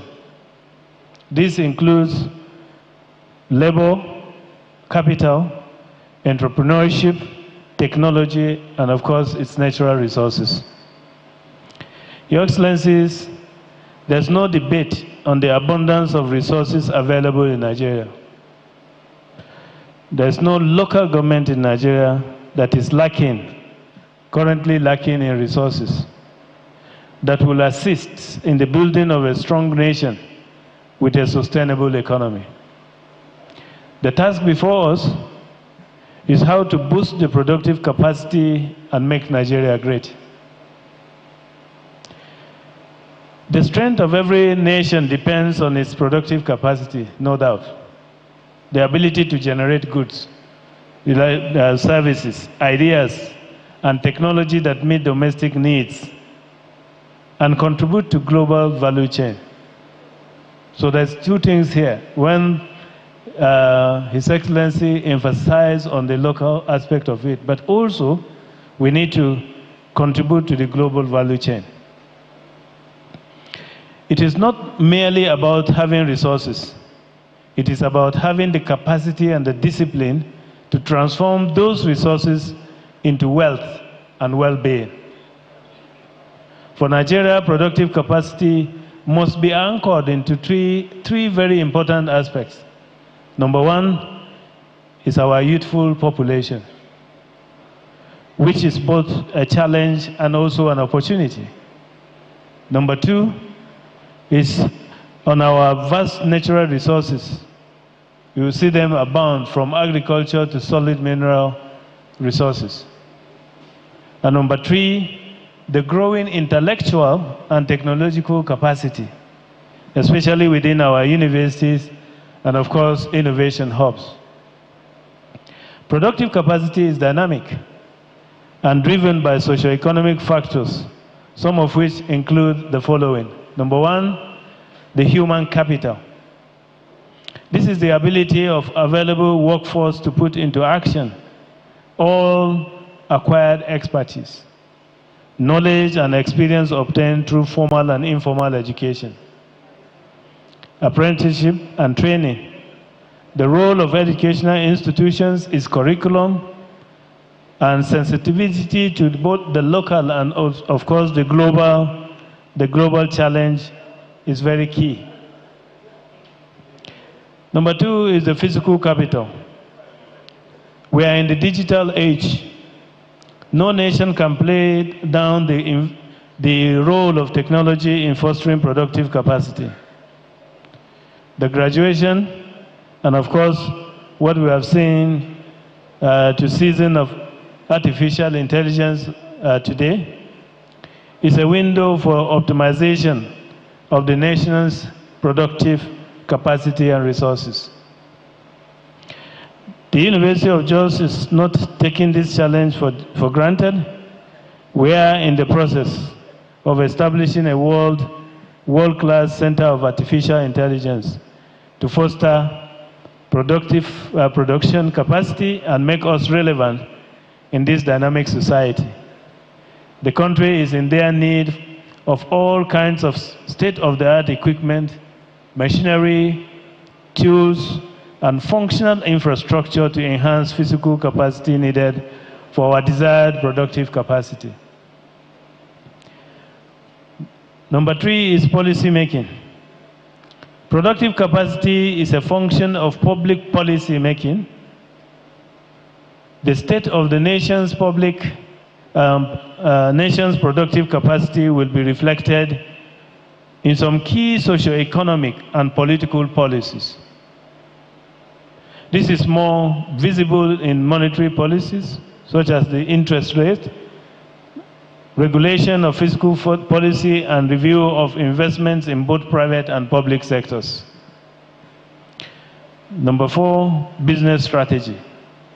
Productive capacity of countries is now technically regulated by the private sector. In most cases, the strategies deployed by the private sector gives a path to what the government will do, and decisions to be taken in addressing some of the emerging challenges.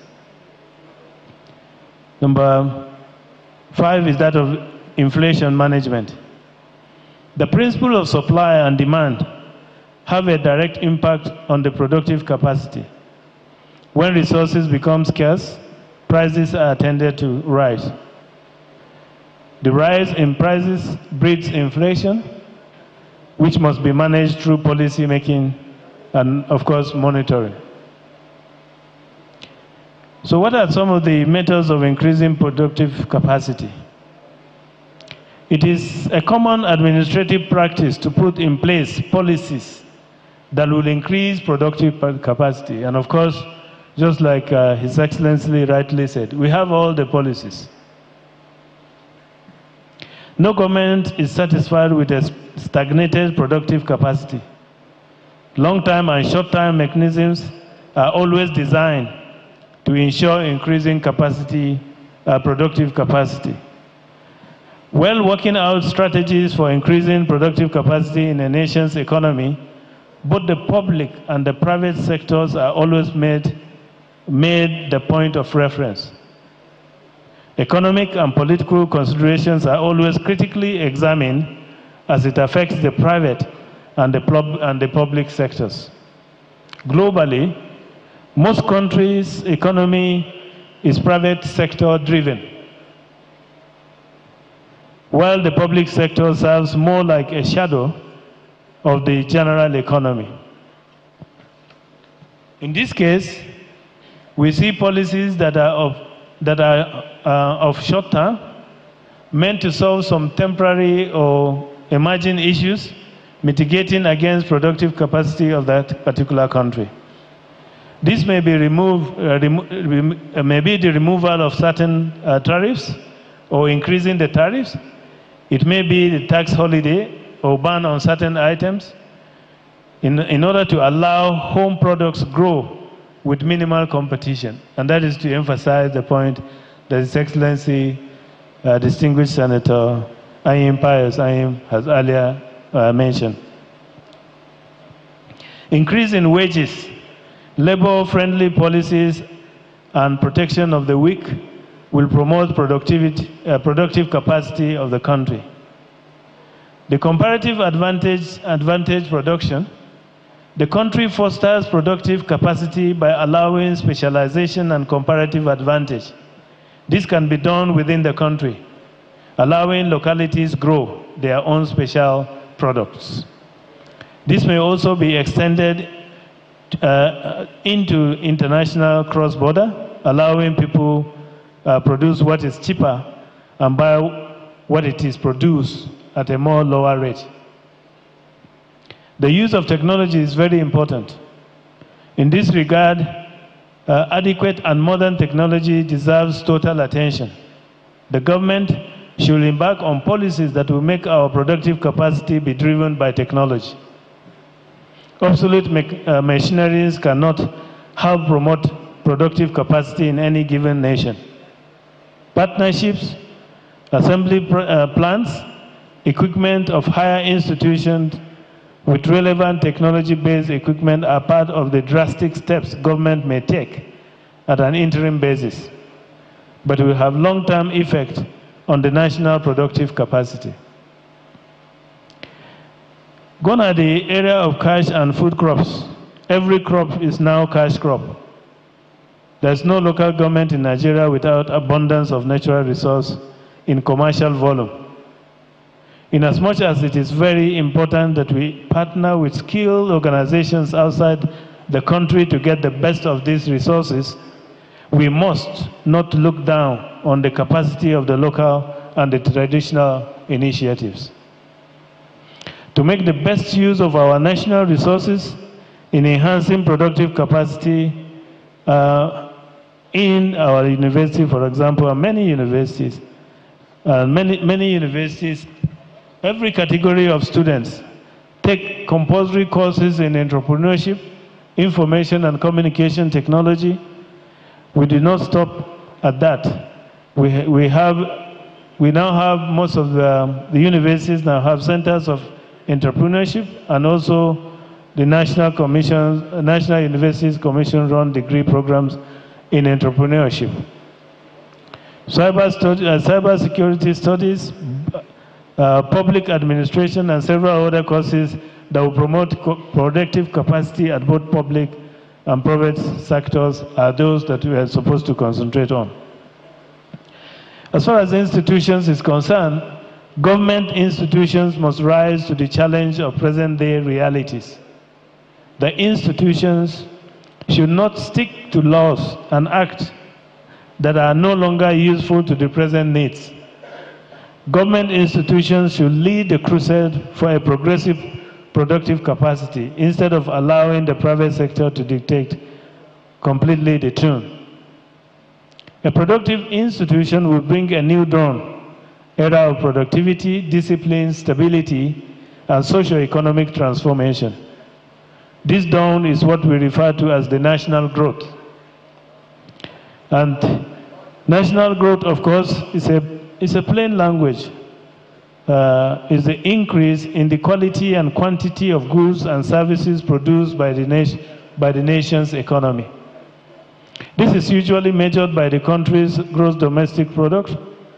It involves the expansion of the economy through measures such as tax reform, government investment, and international collaborations. Growth in any country is very important for the upliftment of the citizens' welfare, as it translates into socio-economic transformation of that particular nation. Let's now look at some of the steps, because we are talking about national growth, some of the steps for national growth and self-reliance.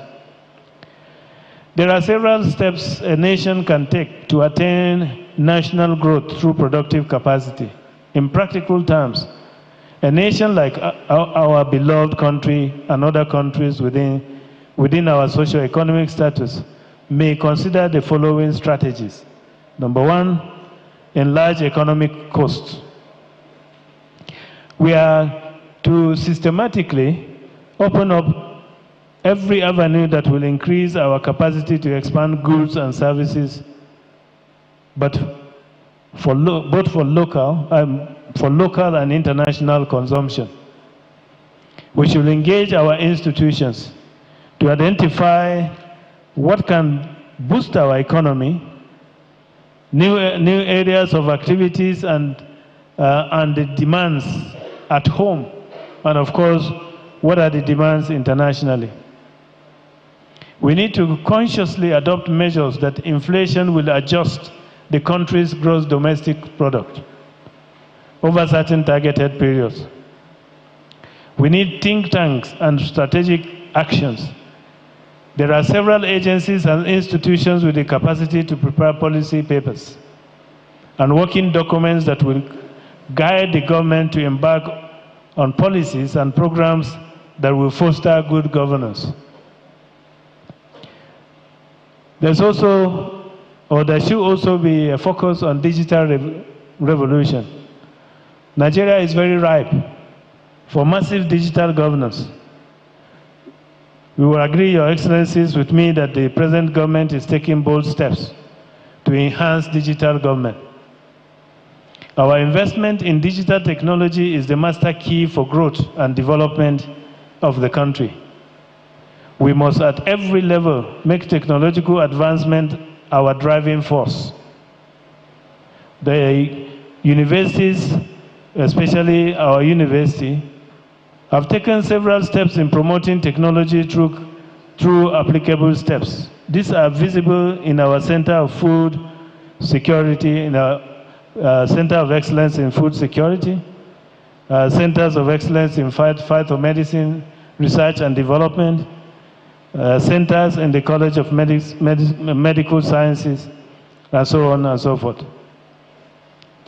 Promoting and, of course, investing in digital technology and innovation is also seen as a key driver of national growth and development. There's also, of course, the legacy of continuity.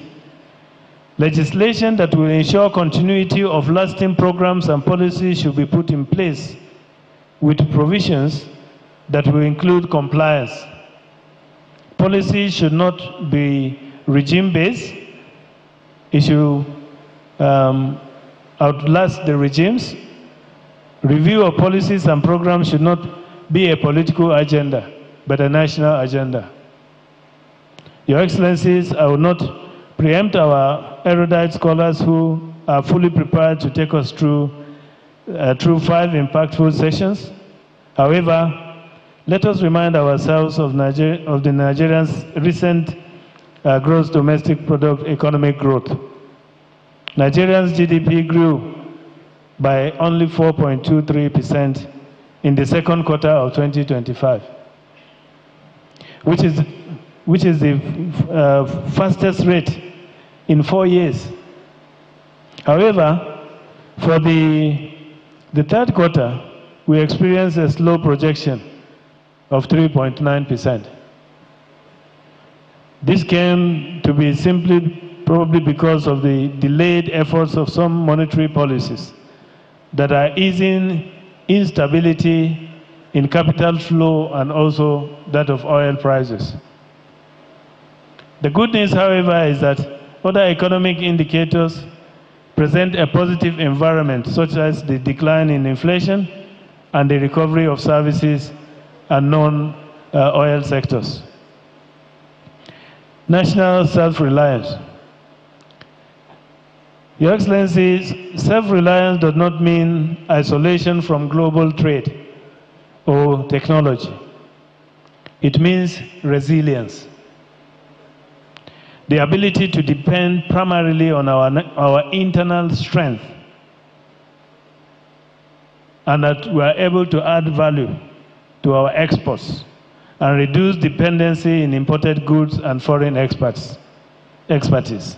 Yet, despite our abundant resources, Nigeria's economy remains very, very vulnerable and underproductive.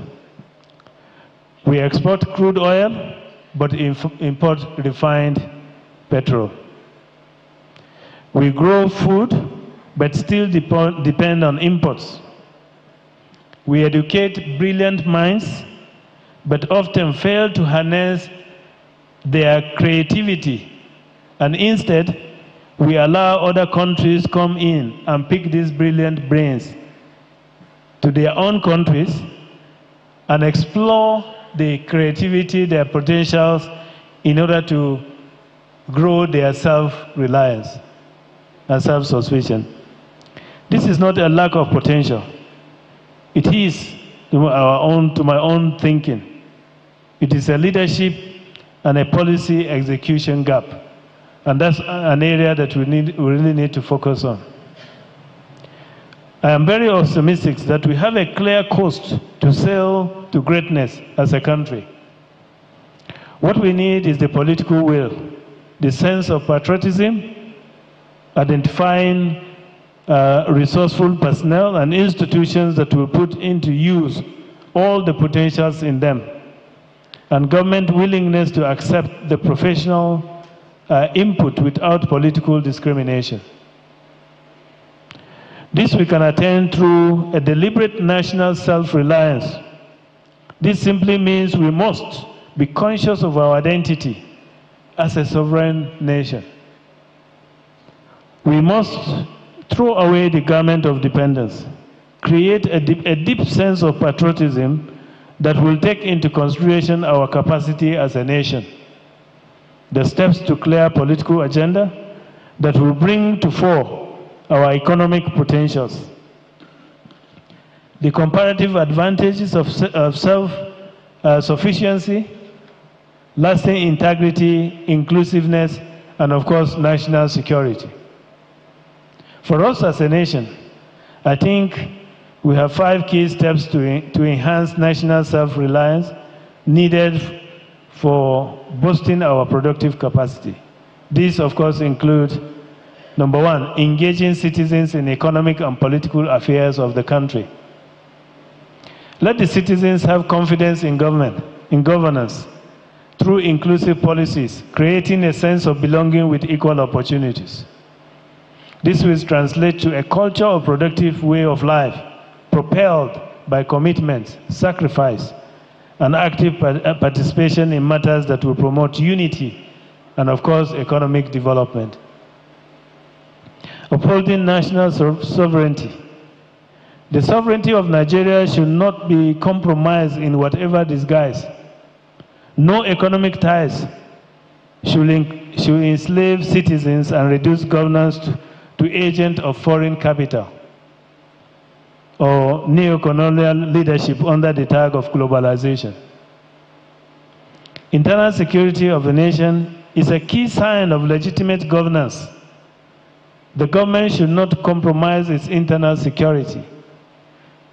The Nigerian police force should not only be recognized on paper as the primary custodians of the nation's internal security, but must be properly equipped in all ramifications to perform their constitutional duties. The military should continue with the task of protecting the nation against any form of external aggression, with more emphasis on cross-border operations rather than internal.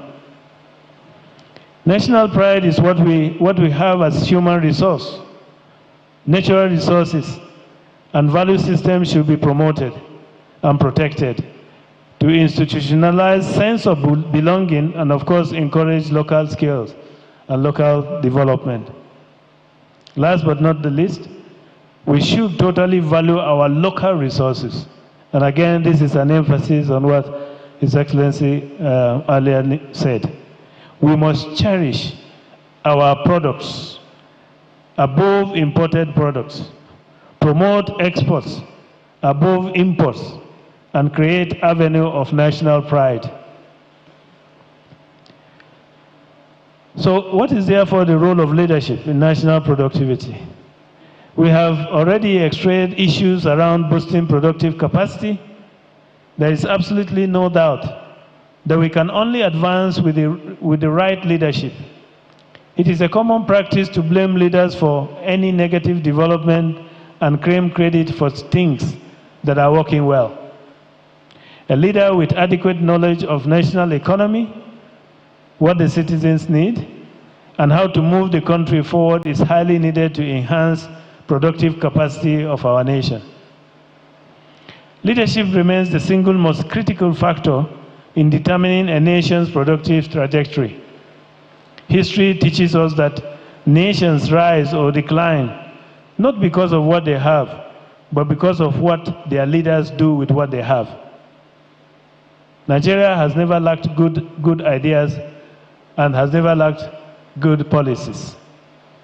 From Vision 2020 and needs to the economic recovery and growth plan, and now the renewed hope agenda.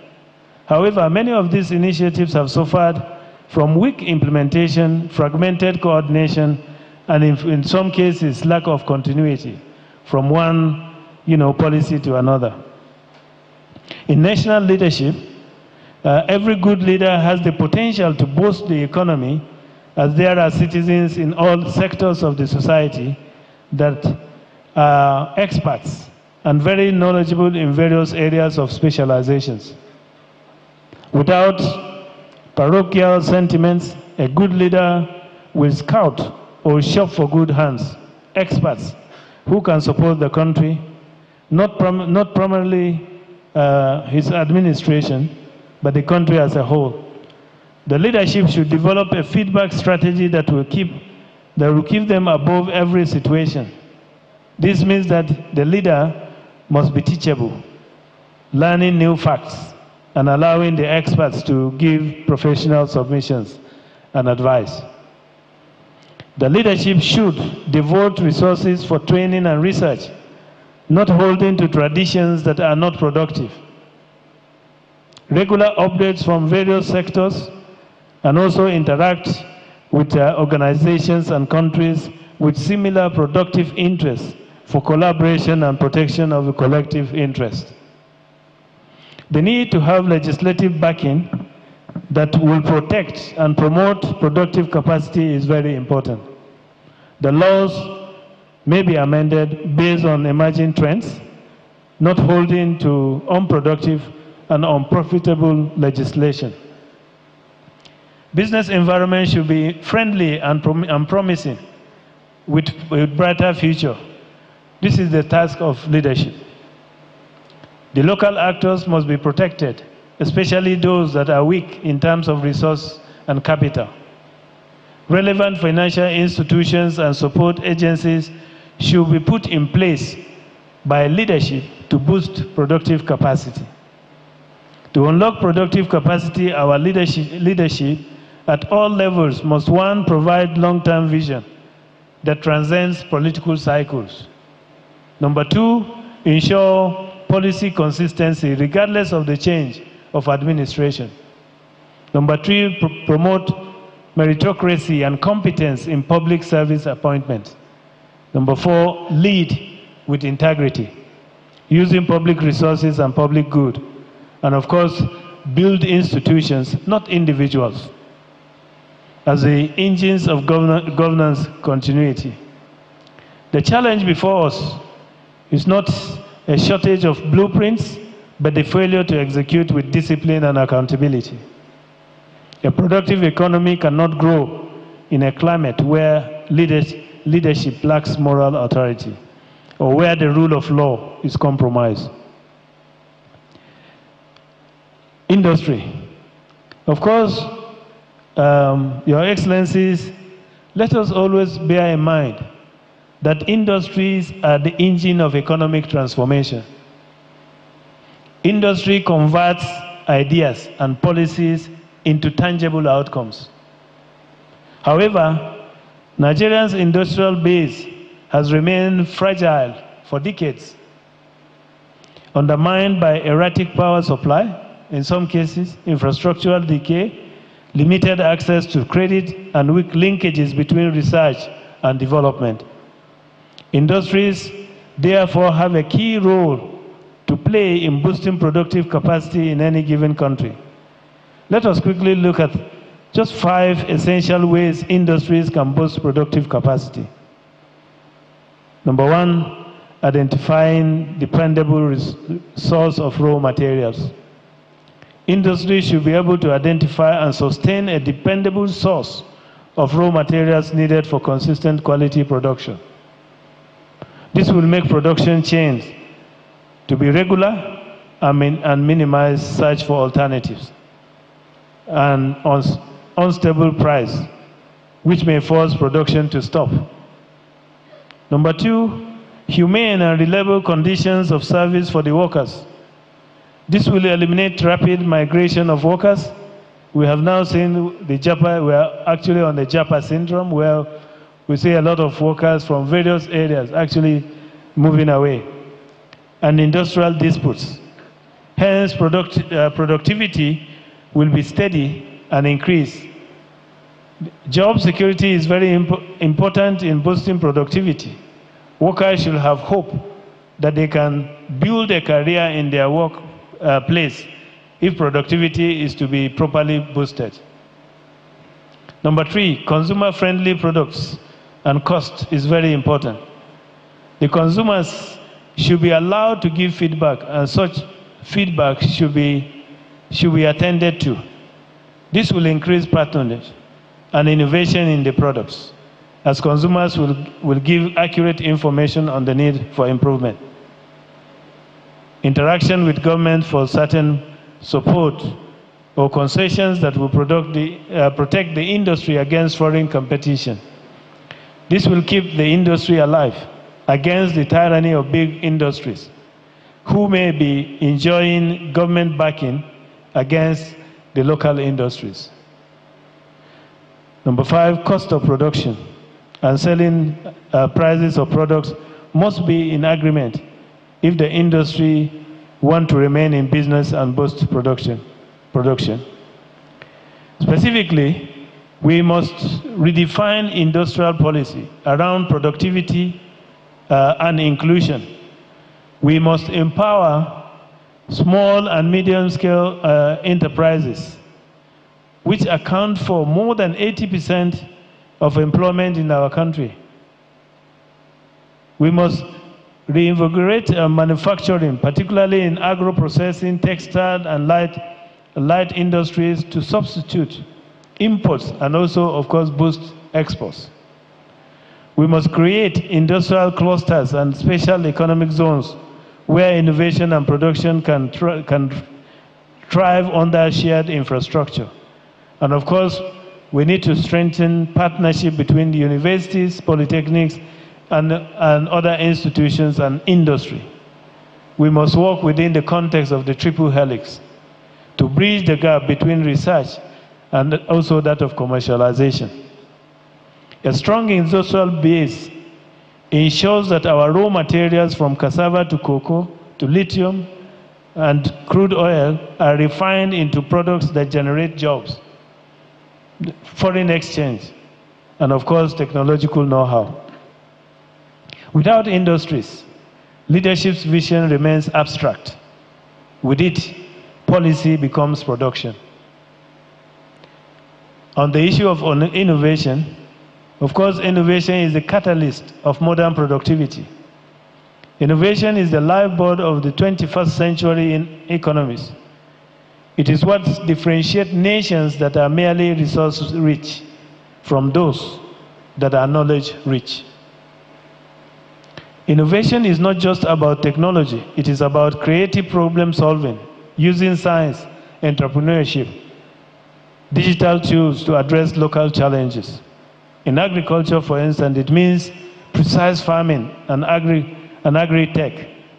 In health, it means telemedicine and biotech. In governance, it means digital records, e-payments, and data-driven decision-making policies, decision-making in general. Nigeria must deliberately invest in the innovation ecosystem by funding research and development in universities and research institutions, by protecting the intellectual property to reward creativity in those institutions, by establishing innovation and technology parks linked to university and industry, and of course encouraging youth entrepreneurship through targeted grants, mentorship, and of course incubation. Our young people are Nigerians' greatest untapped asset. With the right support, they can become creators, they can become innovators, and global competitors. Leadership must therefore create an environment where innovation is rewarded, but not stifled. We have seen in most cases where innovation actually in this country, rather than being supported, but it's actually stifled. Policy implementation, which is actually the missing link. Our problem, as many of us know from experience, has never been the policy scarcity, but policy inconsistency. And of course, in some cases, poor execution of such policies. We need effective policy implementation. Effective policy implementation requires institutional discipline, accountability mechanisms, and stakeholder inclusion. So how can we strengthen productive capacity? And what is the way forward? I think before I make my conclusion, I just thought that we should have thoughts around these areas. To build a truly productive and self-reliant Nigeria, we must consider the following strategic priorities. Number one, we need to diversify the economy through agro-industrialization, solid minerals, and of course, digital economy. Number two, we need to invest massively in human capital, education, health, and skills development, particularly through revitalized TVET institutions, is core. We need to reform infrastructure, especially energy, transport, and broadband connectivity, to reduce production costs. We need to promote local content and technology transfer through incentives and protection of indigenous industries. We need to empower youth and women as drivers of innovation and entrepreneurship. We need to institutionalize performance management in public service to ensure accountability in policy delivery. These steps, pursued with sincerity and consistency, will not only expand our productive base, but also strengthen national cohesion and, of course, national reliance. In conclusion,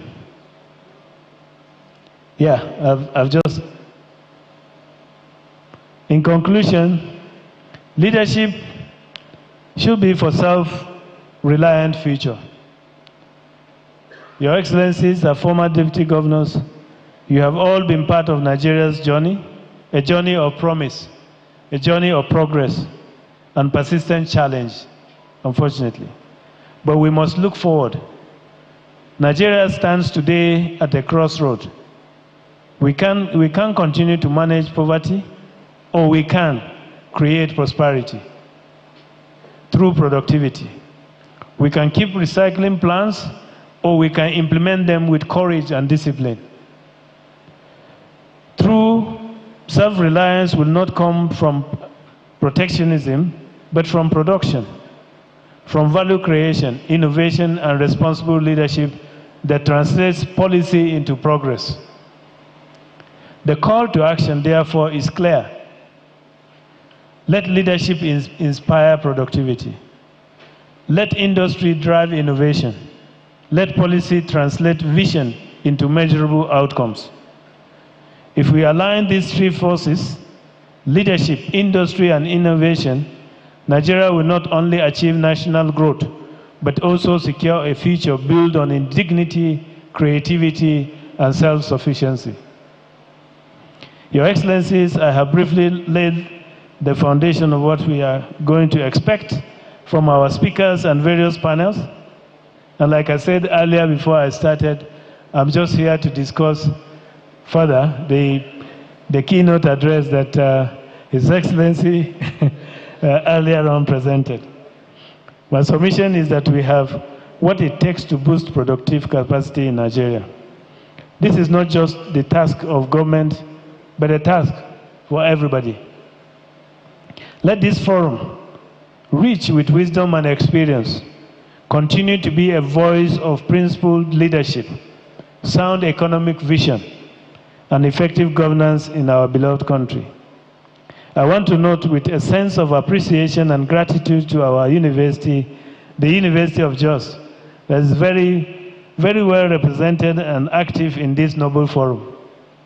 All the former deputy governors from Nasarawa State, Edo, I can see him there, and so on, alumnus, great alumnus of the University of Jos. But for Professor Onje Yewado, who is a professor of law, a former deputy governor of Nasarawa State, still a professor in Plateau State. Let me, and of course for them, Pauline Talen, who was a product and a former honorable minister. Well, late Professor Sonny Theoden was a professor of political science who was a deputy governor, was also a vice chancellor of the great University of Jos. On this note, the University of Jos will always give you all needed support to actualize the goals of fostering good governance and leadership in this country. Let me use this opportunity with the permission of the chairman and that in a few days' time, the University of Jos will be hosting all Nigerian students for the Nuga Games. 2025. From November 6th to 16th, I'm therefore standing here to officially invite all of you to join us as we celebrate also the University of Jos at 50. Okay. Thank you for your kind attention, and may God bless you. May God bless the Federal Republic of Nigeria. Thank you, I'm privileged. May God bless you. Thank you.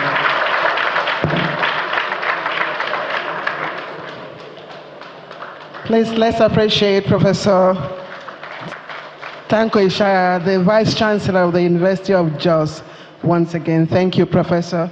You have raised some thought-provoking issues, one of which you have asked that we begin to diversify. And I know that we have started diversifying our economy long before now. If not, Governor Umara Zulum of Borno State would not go home today with an award because he has been diversifying. But that brings me to one thing that I think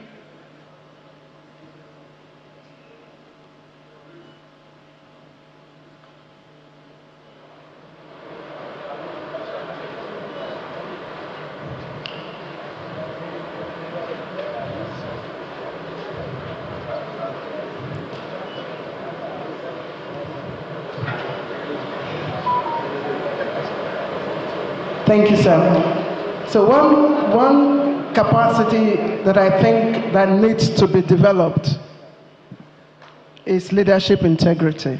And in that way, I align my thoughts with Dr. Goke Adegoroye. I didn't get to read his book. He launched recently, The Nigeria Civil Service, 5 Decades Experience. But I had opportunity to read some of the reviews. And he said that his mission, his ministry, is to advocate leadership integrity. And I'm glad to say that we do have Dr. Goke in our midst today. Dr. Goke Adegoroye, are you here? Thank you, sir. Please, let's put our hands together. I'm very happy that he's in our midst today because his ministry is advocating leadership integrity. Dr. Adegoroye, am I right? All right, thank you very much, sir. So the next session will be steered by the moderator for this session will be Professor Uche Waleke.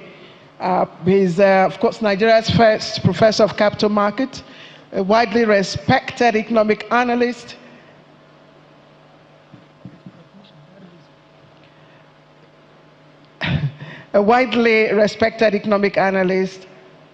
who is widely sought after, and his analyses have made him one of Nigeria's most trusted voices in Nigeria's economic space. Let's put our hands together for the moderator of this session.